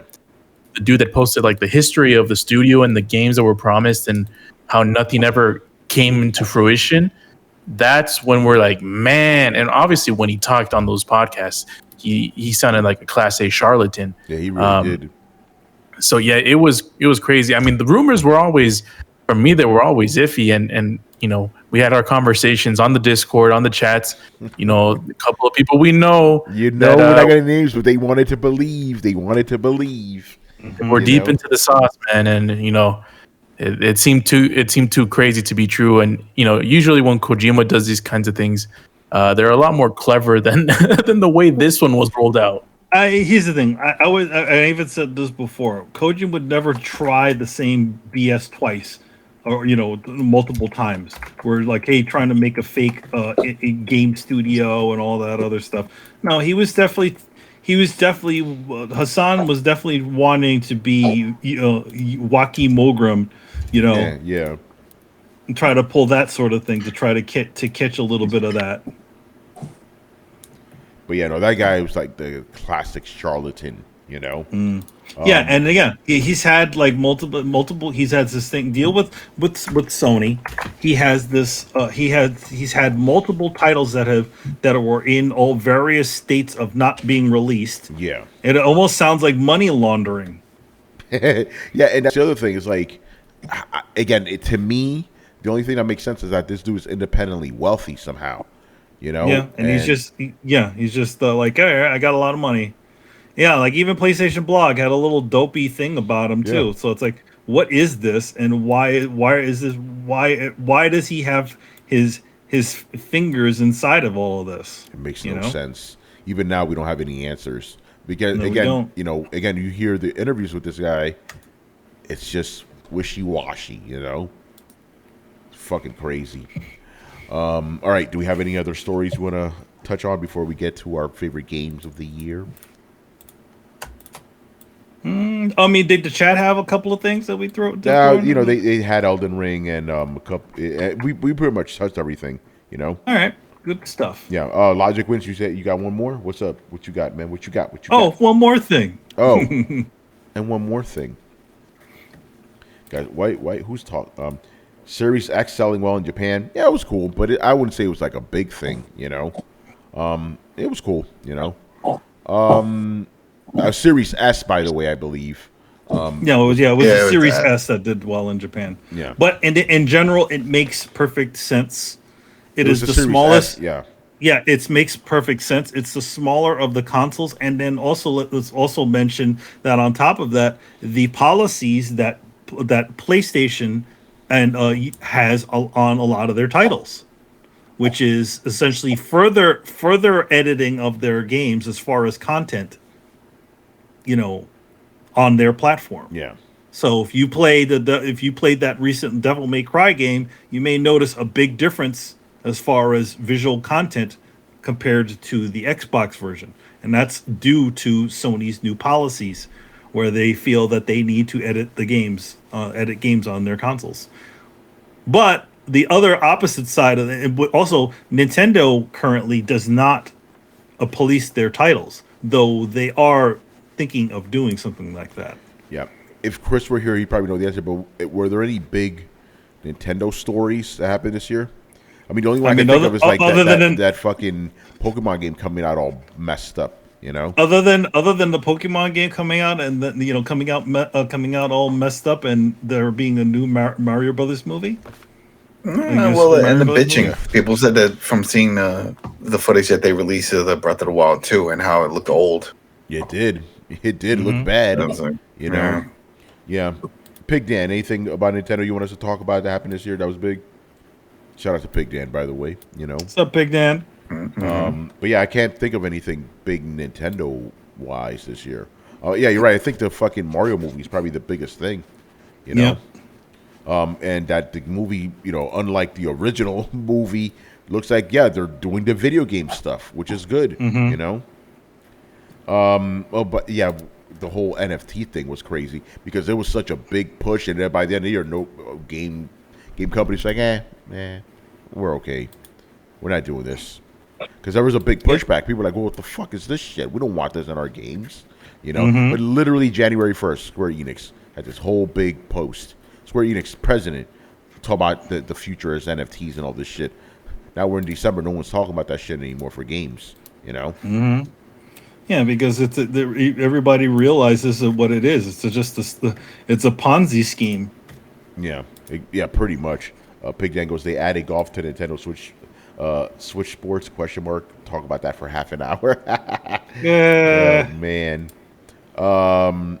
Embracer Group. Oh shit. Oh yeah. Thank you, Logic Wins, man. Yes. You know, this was the year of acquisitions, if you think about it. You know, who did Embracer buy? They bought all those.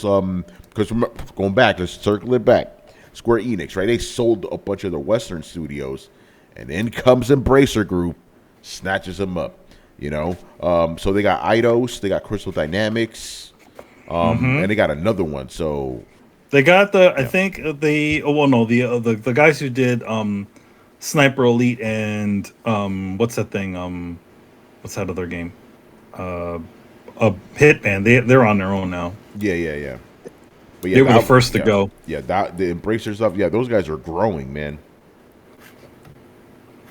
Crazy. All right, let's get into it, man. Games of the year, our favorites. 2 or 3, you know, whatever. This was a slow year, so obviously, you know, I'm not gonna ask you guys to name 5 or something. That's not gonna happen. There weren't 5 games that came out this year that were that good. So yeah, 2 to 3. Adam, top games of the year for you. All right, I got top 2 that just jump out. I'm sure there's a few others that I like playing, but the ones that jump out, and I'm not including like my Call of Duty and sports, because that's always there. WWE 2K22, just because the whole redemption aspect of it, where it was a shit show for the 2020. They took a whole year off, came back, they redid everything, the controls, the visuals, and it was amazing. It was amazing. The character creation and all the tools that they give people, and mods, and it's just nuts. And then Turtles Shredder's Revenge. That was awesome. They did such a great job with that. I really hope they continue. They could easily continue, make some more within that same style, and I'll keep buying them.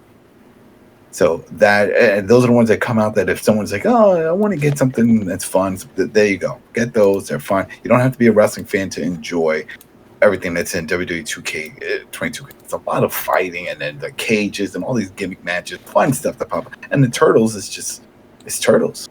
You know, jump in, jump out, get your buddies. You can pick people up, and then Turtles. Yeah, it's a fun time. It's a fun. So those are the ones. Those 2 right there. Good stuff. Carlos.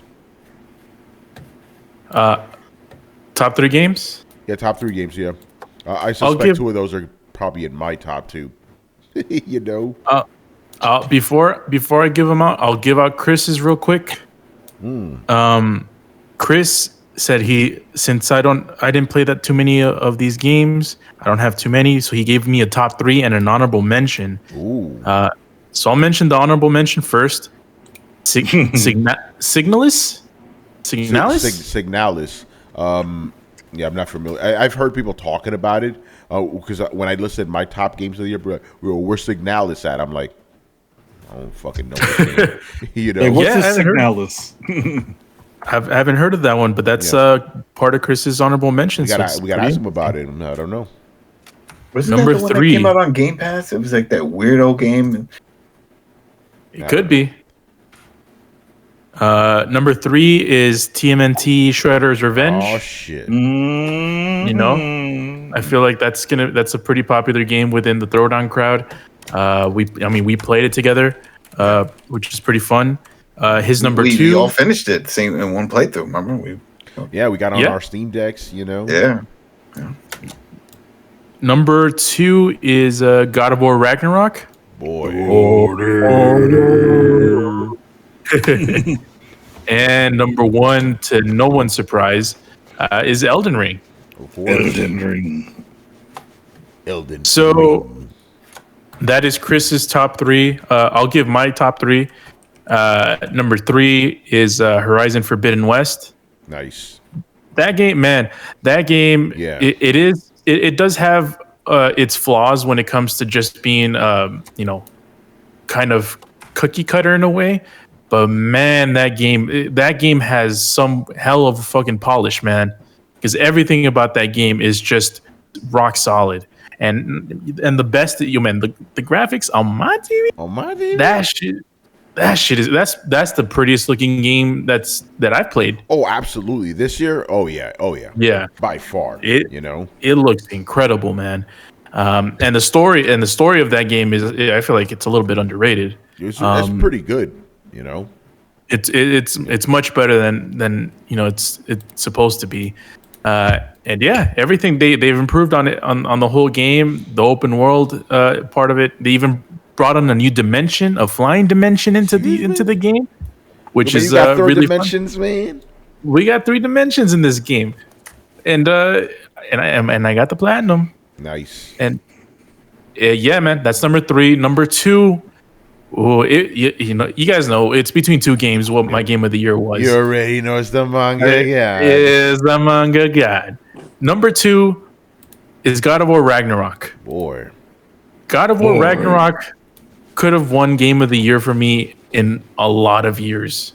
This game, Tony, I always give Tony. Well, I don't give him shit, but I always mentions, like, when Tony says that story is the thing that he looks for the most in video games. I kind of scoffle on that because most video game stories are shit for me. This is completely the opposite. The story in God of War Ragnarok is what made me fall in love with the game. The combat is great. The graphics are amazing. Everything is much better than the 2018 version. But if we're just being serious here, the story is what puts it over the top for me. Story and characters, man. Story and characters, yeah. It's, they build on the characters. They feel real, man. They do things that, man, and it's crazy without even going to, trying to talk about them without going into spoilers, but these characters are fleshed out. They feel like they have their, like, own agency instead of being just characters that are supposed to do X and part of the story on the plot. And yeah, there's twists and turns in the story. It's just a great game, man. And Kratos, I've mentioned this, and I'll keep reiterating this. My biggest issue with the initial God of War games is it just felt like Meathead Man trying to kill all the gods, which is fun as hell. But as far as story, I didn't really care much for his character. I sure as hell do in this game. So it's a great feat, man. So that's God of War Ragnarok, number 2. But my God of War, my game of the year, is Protocol. That came close. I don't know if it'll be a surprise to most people if I set this. It'll probably be a surprise to me if I told myself at the beginning of the year what my game of the year would be. And I got to give a shout out to Brett Murdoch. Who him? He's related to Bort. Bort. I know that guy. Good guy. when I remember, 2017, Brett would go on soliloquies about the Legend of Zelda: Breath of the Wild, and I'm like, man, I really wish I was playing the same game Brett was playing when he played that game, and the way he loved that game. And every time I play Elden Ring, that's how I feel. Like every time I would hear Brett talk about Breath of the Wild, that's exactly how I feel about Elden Ring. And it's a game that I feel like would be my game of the year most years. And it's probably one of the best games I've ever played. It's world building with the lore, the way that they set up the open world, which I feel like was my biggest entry barrier, like to the last games. I just felt like they were so confined. Felt like dungeon crawlers. There probably are like just pure dungeon crawlers. But I felt like the open world aspect made it more accessible to me and kind of sort of my preconceived notions to what I like in video games. But yeah, man, exploring that game, seeing everything, actually having an open world and wanting to visit every nook and corner of the world is really hard to, pull off. And Elden Ring did it. And the combat, I don't even want to mention it because, From Software, that's what they specialize in. Yeah, Elden Ring, game of the year for me. Nice. I'll go next because mine's is like yours and Chris's, just slightly tweaked. Let the powers combine. I'll start with my honorable mention first. Shredder's Revenge, man. That was the Turtles in Time sequel that we've all wanted. We got it. Fucking awesome. Playing with you guys was a lot of fun too. You just so I told Chris and I told Carlos, so I got the arcade stick to work. I got another converter to get it to work on the Series X because the other ones couldn't work. Anyway, I'm gonna try to see if it works with the Shredder's Revenge. Wonder if it works. It should work. That'd be dope. Yeah, get that arcade feel. Yeah, get the arcade because it's just button mashing constantly. I was like, damn, this would be great if I could get it. So I'm gonna try that. Nice. So yeah, that was my honorable mention. So yeah, number 3, like Carlos said, Horizon Forbidden West, gorgeous game, like easily the best looking game of this year for sure. And like you're right about that. Like when I reviewed the game, I said, it plays it safe because it wasn't really doing anything radically different. It was staying on the course of the last game, but there's also nothing wrong with that. It gave you exactly what you expected, and it was great. But the landscape was really good. I really kind of like the sense of like we're heading somewhere, and it gets more and more exotic as you go. Obviously you end up no spoilers, but the way things unfold, because like the beginning part of the game felt a lot like the original game, in terms of the shit you look, but then by the time you get to the end area, you're like, oh wow, look at this shit, this is crazy. And you're right, the story is kind of like not appreciated. I'm not saying it's like the greatest story ever, but it's pretty cool. A lot of really good sci-fi stuff going on, especially at the end. Yeah, exactly. Which is also a reason why I love the first game. Like when you find out what Zero Dawn was, you're like, dude, shit was crazy. No big twist this time around like that, but also kind of cool. It's like, oh yeah, that why didn't they? I can't spoil anything, but there was a certain plot point. I'm like, oh, okay, they answered this in this game. Great stuff, man. After that, you already mentioned it, Elden Ring, and this one is number 2 just by a sliver, man. Just because the story is not as apparent, even though it does have a narrative, like what these fucking dumbass journalists were saying. But the reason this is on here, remember, you're right. For me, story and world and characters, that's the main thing that I care about in games first and foremost. So a game has to be special when the thing that draws me to it is the fucking gameplay. This was exceptional, like that. Not only the combat, but just exploring the world. And unlike Legend of Zelda, Breath of the Wild, this actually had things worth looking forward to, and everything looked pretty. Obviously, not like a piece of shit like Breath of the Wild, But oh my god, I got to dunk on that fucking game every chance I get. But I know, like, I think for the first hour or so, I was like, oh man, I don't know if I'm feeling this, because the game doesn't tell you shit. It's just go. But as I got more to it, okay, this is cool. But at the same time, I love how you get the open world stuff where you just go wherever you want. When you get to those dungeons, then you got the classic Dark Souls formula, where everything kind of wraps around each other and shit. So good, man. And the boss is epic. Oh man. Man. So good, And then obviously, go ahead. One of the craziest things, I always remember this. It's just, finding out stuff that's like new and stuff, Turtle Pope. Yeah. Fucking the fucking, I forgot his name, the dude, the pot that's stuck, and you just hear him randomly. That's right. Yo, man, not only that, one of the craziest thing to happen to me, and I'm like, and it just blew, I didn't know this. I was riding my horse, minding my damn business, and the fucking I just hear a noise, and it's a fucking giant launching a spear at the speed of light at my fucking horse, man. It's like, those are the kinds of moments that I fucking love in video games, man. It's like, why don't we have that more? Well, they're not as creative. No, just the little things in there. Like, I remember just exploring around, and I just hear, like, shh, hey, over here. Like, what the fuck? I turn around. I'm like, hey, can you help me? I'm like, I don't see you, bruh. And then I just look, there's this, like, kind of like a bush, just looked weirdly out of place. So I hit the bush, and it turns into a rat guy. I was like, yo, I look at me. I look fucked up. Can you help me break this curse? I'm like, okay. Like, the fuck is going on right now? I'm like, did I just hit a bush and it turned into a rat man? What is happening here? Oh my God, so good, man. Lots of little stories like that. Great game. And then obviously playing with you guys and stuff, linking up, getting the platinum and all that.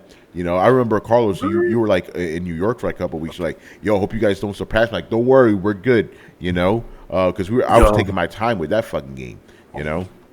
Every year, there's one game that I miss out because I'm traveling somewhere in the world, and then a game is special when you go to New York for a whole fucking month. Yeah, and you still come back to this game. Yeah, exactly, man. Yeah, we didn't stop. So yeah, Elden Ring for sure.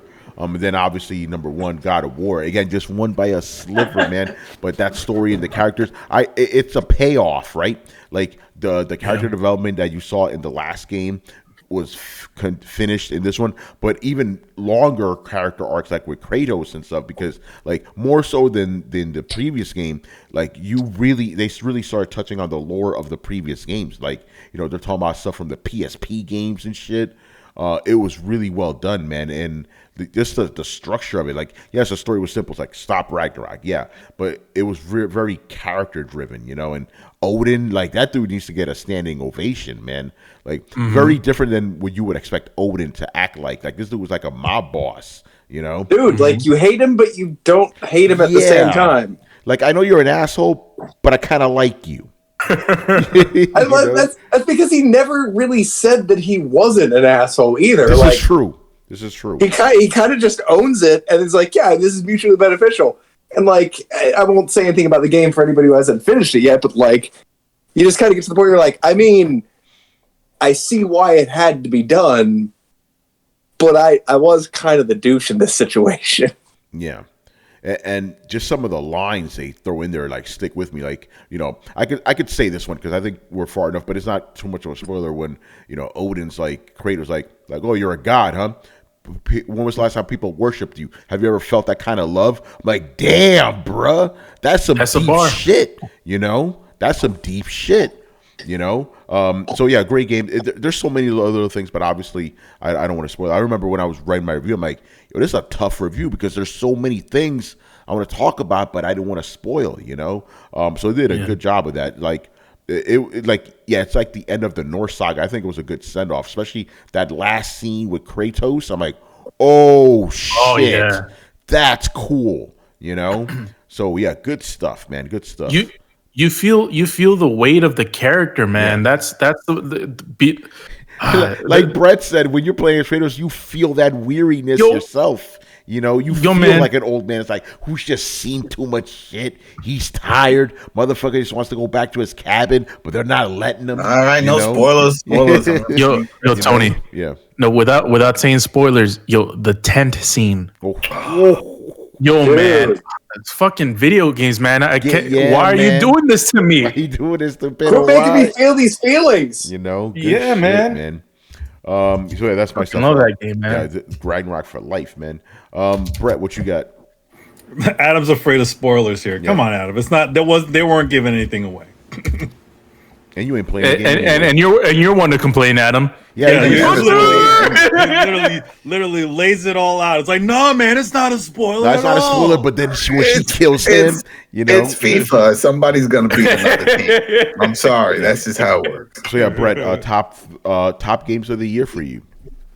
Okay, I want to throw this in there as an honorable mention because I haven't finished it, but so far I'm really genuinely surprised at how good it is. High on Life. I think Adam might back me up on this. Dude, I was expecting a fun little Rick and Morty romp. I was not necessarily expecting a fully realized AAA game that felt like it's high budget. It has a amusing, cohesive story. Like, it's not just a bunch of thrown together improv shit. Like, yeah, there are definitely those elements. That's part of what makes Justin Roiland's signature kind of humor so funny. But at the same time, this feels remarkably with the well polished. platforming and stuff, and you have to figure out the puzzles. How do you get from point A to point B? Yeah, without any custom or without any sidekicks telling you how to do it. I was like, this. In some ways, it feels like a harkening back to old school gaming, and some of your Doom games. In other ways, it feels remarkably modern and polished. Like, I haven't finished it yet, so it might just bottom off on me, but it is really good, and I'm pretty surprised. Yeah, it's fun. I want to throw Grounded in there. Technically, it was in alpha before that, but they did their full release this year. It counts. And I got to applaud Rare for the way that they did things. They listened to their community. They were very upfront and transparent about where they were with the development cycle, what was coming, what wasn't, taking suggestions from the community as to what they wanted, and delivering a solid game that at every point in development seemed pretty well put together. But then at the end, when they tied everything together with the story mode, I played the very beginning when it was in alpha and they were like testing the mechanics, and I came back and I played again when it released. And if you like survival games, it is one of the better ones, most definitely. And, you know, as an 80s baby, I can't help but love the whole Honey, I Shrunk the Kids kind of adventure feeling. Like, that's kind of a thing from my childhood that is cool, really cool to revisit. Whatever happened? Didn't Rick Moranis say he came out of retirement to do He's another coming back one for one Disney? movie. One movie. It wasn't And- that? I could have swore it was that. No, he's coming back for a movie, and I think it hasn't come out yet.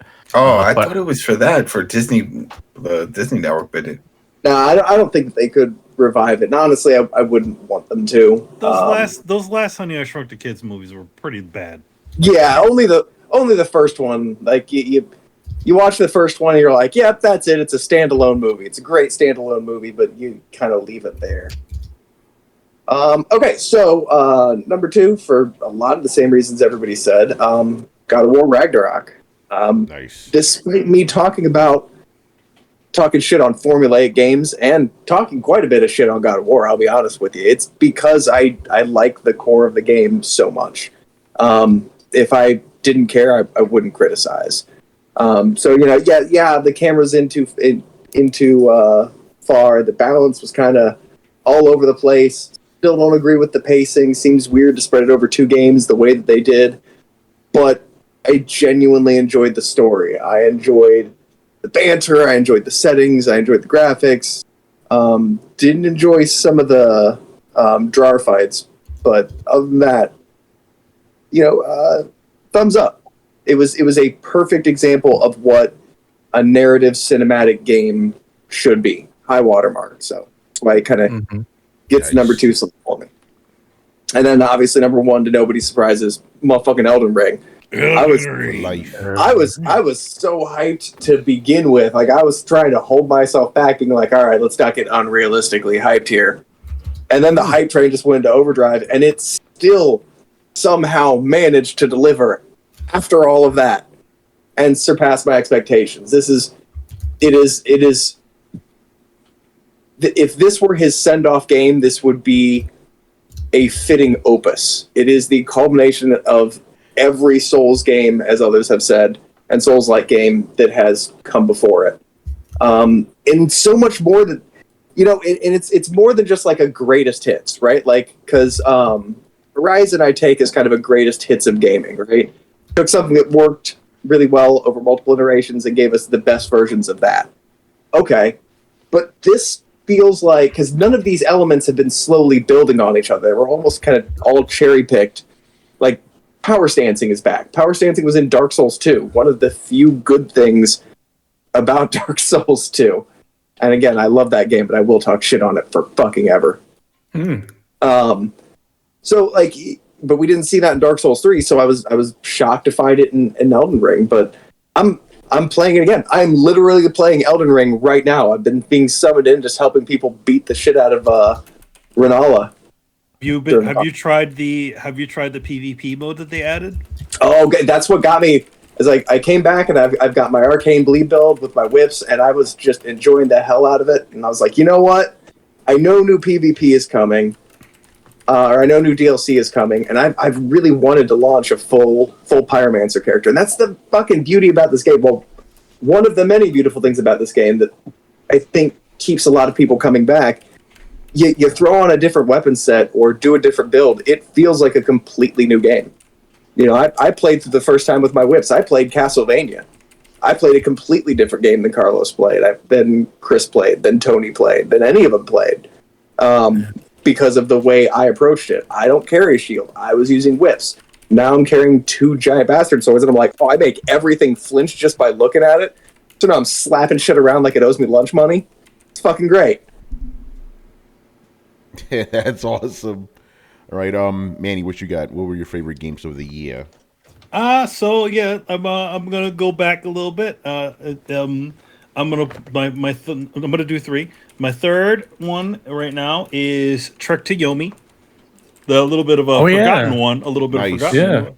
But yeah, that came out around my birthday, so it was a nice little play. Like, there's some little combat things that I had issues with, but I liked that they went for that full on, Japanese samurai sort of look, and sort of also hit the mystical side of it. And I still suggest the game. I think it's what's interesting about it is it's a little bit longer than you expect it to be, which is interesting. But yeah, that's my number 3. Nice. My number 2 is Teenage Mutant Ninja Turtles: Shredder's Revenge. Ooh. Always, again, we like that is one thing I sort of miss. A genre of game that I sort of miss. The old beat 'em up, like just like you and your crew, or just going through and just beating up a bunch of characters. A simple idea, and it was a really nice update to the old Konami games, and it was a lot of fun. Again, back to I think back to our also during the pandemic we had Streets of Rage. Again, a nice, simple sort of title. I just like that. Though I would like to see some more of these things, and I also would want to see some new ones. I want to see some people take on doing a new sort of beat 'em up game, and not just like the Devil May Cry type of beat 'em up that Riku thinks are beat 'em ups. Yeah. But that's my number 2.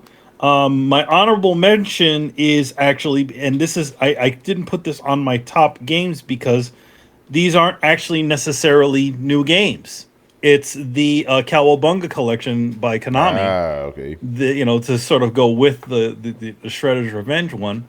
Again, like two sides of the coin, where you get to play the classic, you get to play the new one, and then you get to see where it all came from.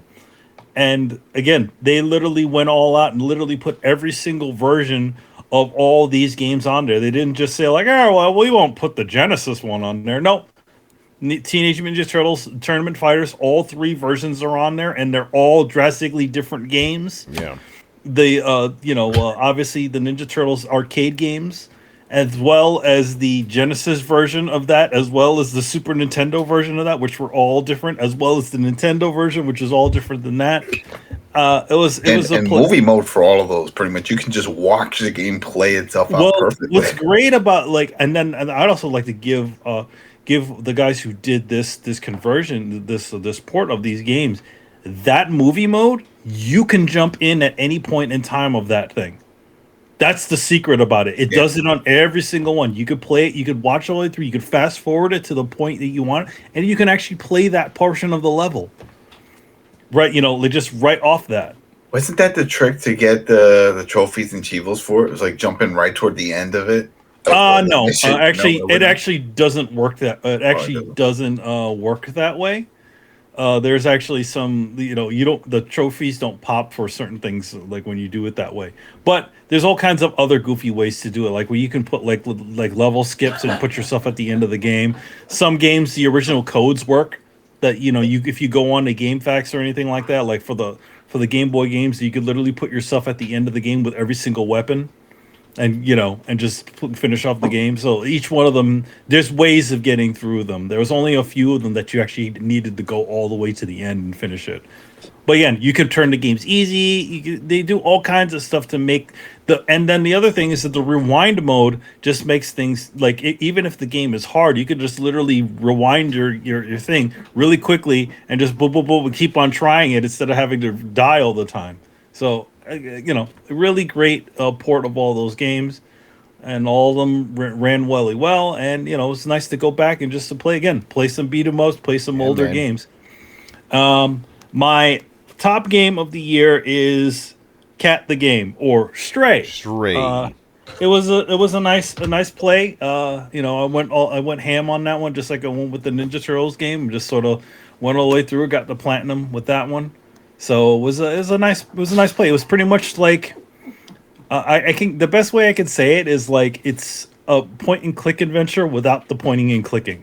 If you guys ever played the game Grim Fandango, that was made by LucasArts, where that game there was no like arrows or anything that you could get yourself to different locations. You literally walked your guy over and then you solved the puzzles. And it's the same thing with Stray. It's literally a semi-action-y game with a point and click game with some little action-y parts to it. And I got the platinum in that Grim Fandango, but what sucked is I had to play it in tank mode. Yep, that was the one. Yeah, you literally had to play it in tank mode. I was like, this will be an easy one. And I was like, the fucking controls. Oh. No, yeah, you had to one way to get around that one is to actually play the game in full tank mode. And just don't, just from the beginning play it in tank mode. But yeah, anyway, those are my games of the year and an honorable mention. Good stuff, man. Good stuff. All right, let's wrap this up with a game you're looking forward to next year. What is your most anticipated game of 2023? Manny, do you have anything? I don't know. I mean, nothing that has been announced yet has really sort of interested me, but we'll see what happens as the year goes on, as the year goes further on, and they finally actually announce some things. But at that point in time, that'll probably be the moment when I finally make the decision as to what console I'll be buying. It's gonna be PlayStation. It'll probably be a PlayStation. It might be a PlayStation with an external, as the rumors say, a removable drive with a detachable drive on it. That'd be interesting. We'll see. Yeah. But we'll see. I don't right now. I don't see anything that's really impressing me. I see a lot of releases coming, but I just don't see anything that just says to me like, yeah, you need to play it. And then to be honest, and if you guys are paying attention to those Game Awards, a lot of those games are previous generation games. I do. Even though I think they're finally stopping that cross-gen nonsense. They're slowing it down, but there's still a lot of those games, like those games that are pretty, supposed to be pretty big popular games that are still coming up for PlayStation 4 and Xbox. Because God of War Ragnarok is the last one. All these games are going to be PS5 games now. Spider-Man 2, excuse me. They put out a tweet today. Insomniac, no mention of PS4. So hopefully that's the case. We need to stop this shit. But yeah, there's still gonna be third-party games that are cross-gen and shit. So we ain't done yet. There you go. All right, Carlos, most anticipated game of 2023. Well, it's interesting that you bring me up as soon as you finished your last statement, because my most anticipated game was Starfield, since it got moved to 2023, but it got supplanted by another game. Spider-Man. And that game is Spider-Man. Yo, man, Spider-Man 2 only on PS5. Finally, let them wings spread out. Yeah, man, I fucking love Spider-Man. I love, 2018 Spider-Man, Miles Morales. They're fucking fun, man. I really enjoyed them. So, and it's Insomniac. They've been on a roll. So, I trust them with this game. And yeah, that's definitely. I mean, there's a lot of stuff like Manny mentioned that we don't know. We don't know if a lot of this stuff's going to be cross-gen. So there could be some surprises. But Spider-Man for me is probably my most anticipated, followed by Starfield. Nice. For me, another PlayStation 5 exclusive, but it's not first party. Oh, let me. I know which one. Yeah. Final Fantasy 16. Yeah. Final Fantasy 16. Give me that fucking game. You know this shit is real when they kill a fucking kid in the intro of that they show. I'm like, what the fuck is going on? They kill a chocobo into the baby? Yo, this game is gonna be hardcore, man. By the way, I gotta make a quick comment, man. Motherfuckers. This shows how narrow-minded people are and shit. Like, oh, this game's heavily inspired by Game of Thrones. No, it's heavily inspired by old Final Fantasy games. They used to be medieval back in the day. You fucking dumbasses, Man, I forgot about that. Oh, I might have to rethink. Yeah, you forgot about Final Fantasy 16, didn't you, boy? I've been hyped for this fucking game since the generation started. Give me that shit, So that's there for sure. And yeah, Spider-Man 2. Let's fucking go, man. Yo, those two games right there, that could make 2023 for me, man. Oh, so good. Jedi Survivor. Who said Logic wins? Yeah, buddy. Let's fucking go. That's gonna be I hope they fix that save system. Please upgrade that save system. You mean where you go to the bonfire and shit? Well, you gotta hope for that, and it was a pain in the ass. Yeah, hopefully none of these games get delayed.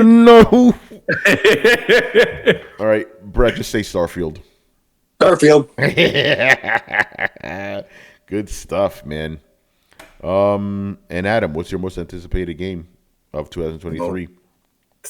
The two that I have tattooed on my body is Gears 6 and it's Diablo 4.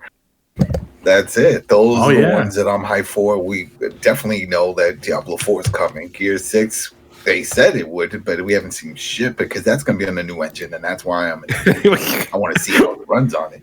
But when Adam said the two games that I have tattooed is like Gears 6 and Maria the game. Maria, the most beautiful girl I ever. Yo, man, I thinking, because a lot of those games, I think all of the games that everyone's mentioned, I'm actually anticipating. Like, I'm anticipating Diablo, Starfield. I don't think Gears is going to come out next year, but if it does, I'll be hyped. I won't be hyped to play with Adam because he'll just leave me hanging. I can't guarantee. Yeah.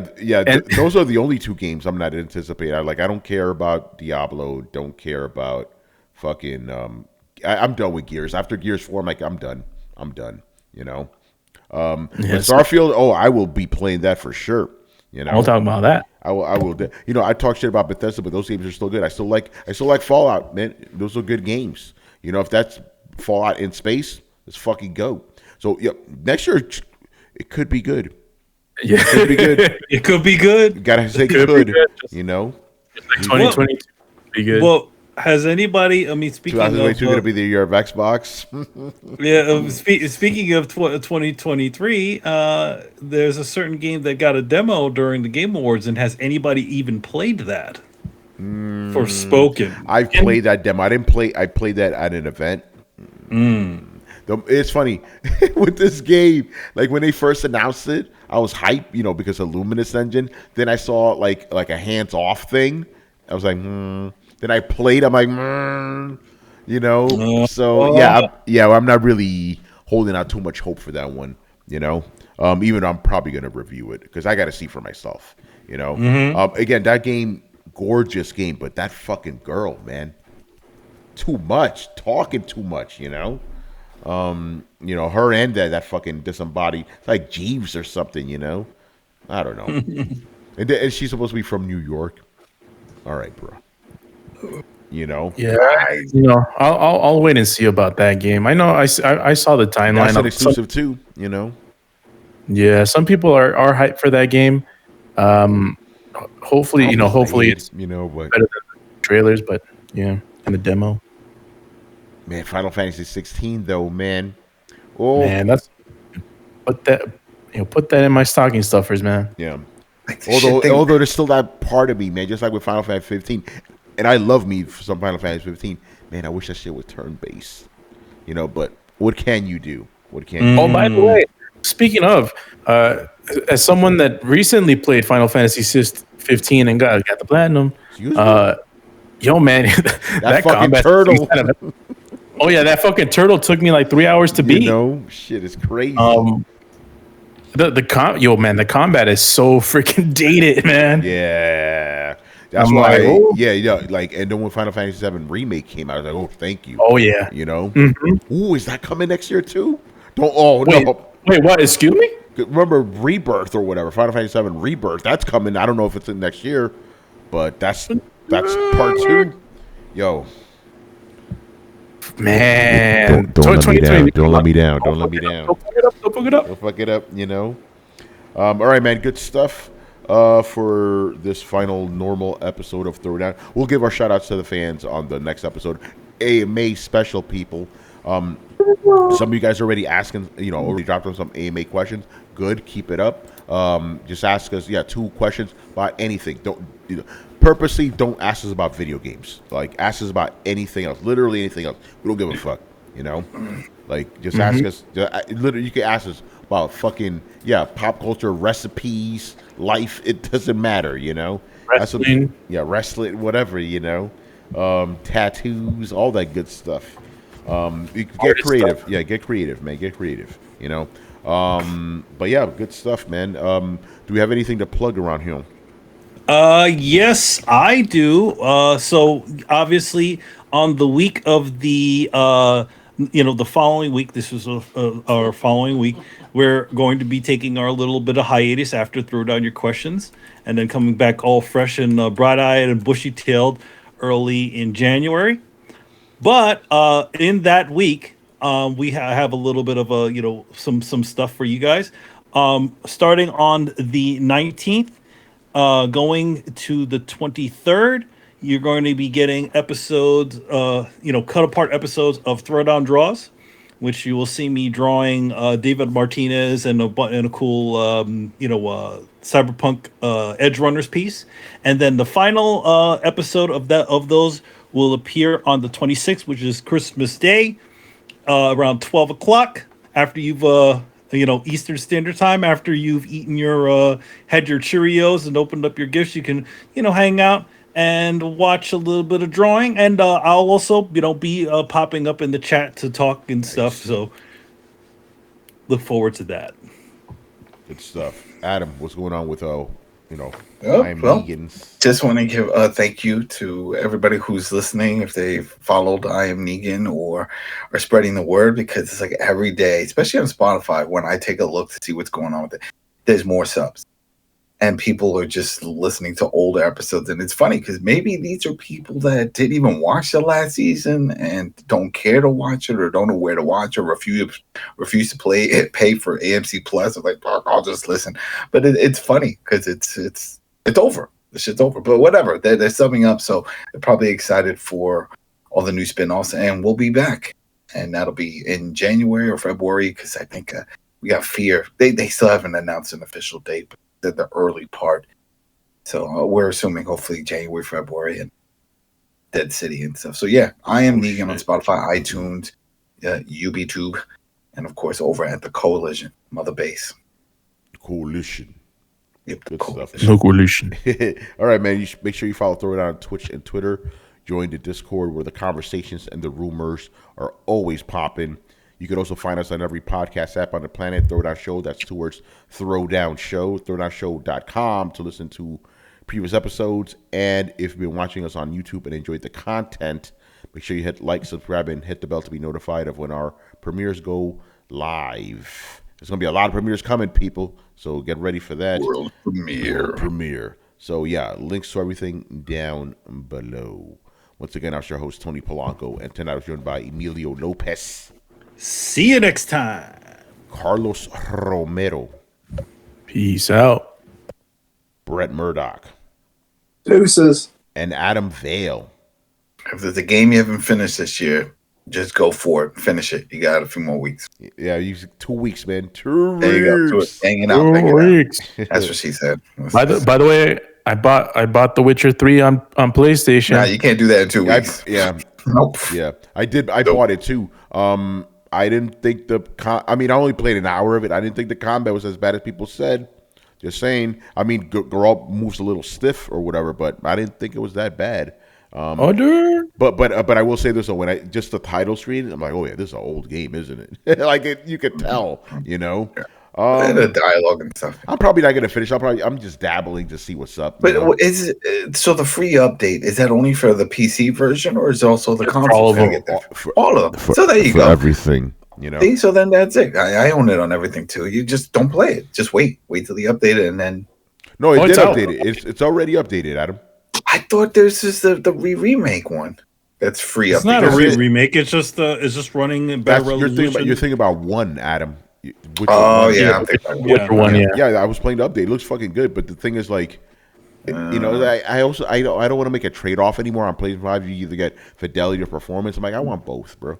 But the PC version's fucked up. So I'll probably wait for that to get fixed, and I'll play that. You know. All right, people. We'll see you on your Steam Deck. It works on the Steam Deck. I have it on the Steam Deck. Oh yeah, okay. Does it work well though? Because it's like fucked up. I don't have all those answers. Sorry. All right, people. We'll see you on Sunday. Remember, AMA special. Ask us those random fun questions, man. Later. Ladies. Peace.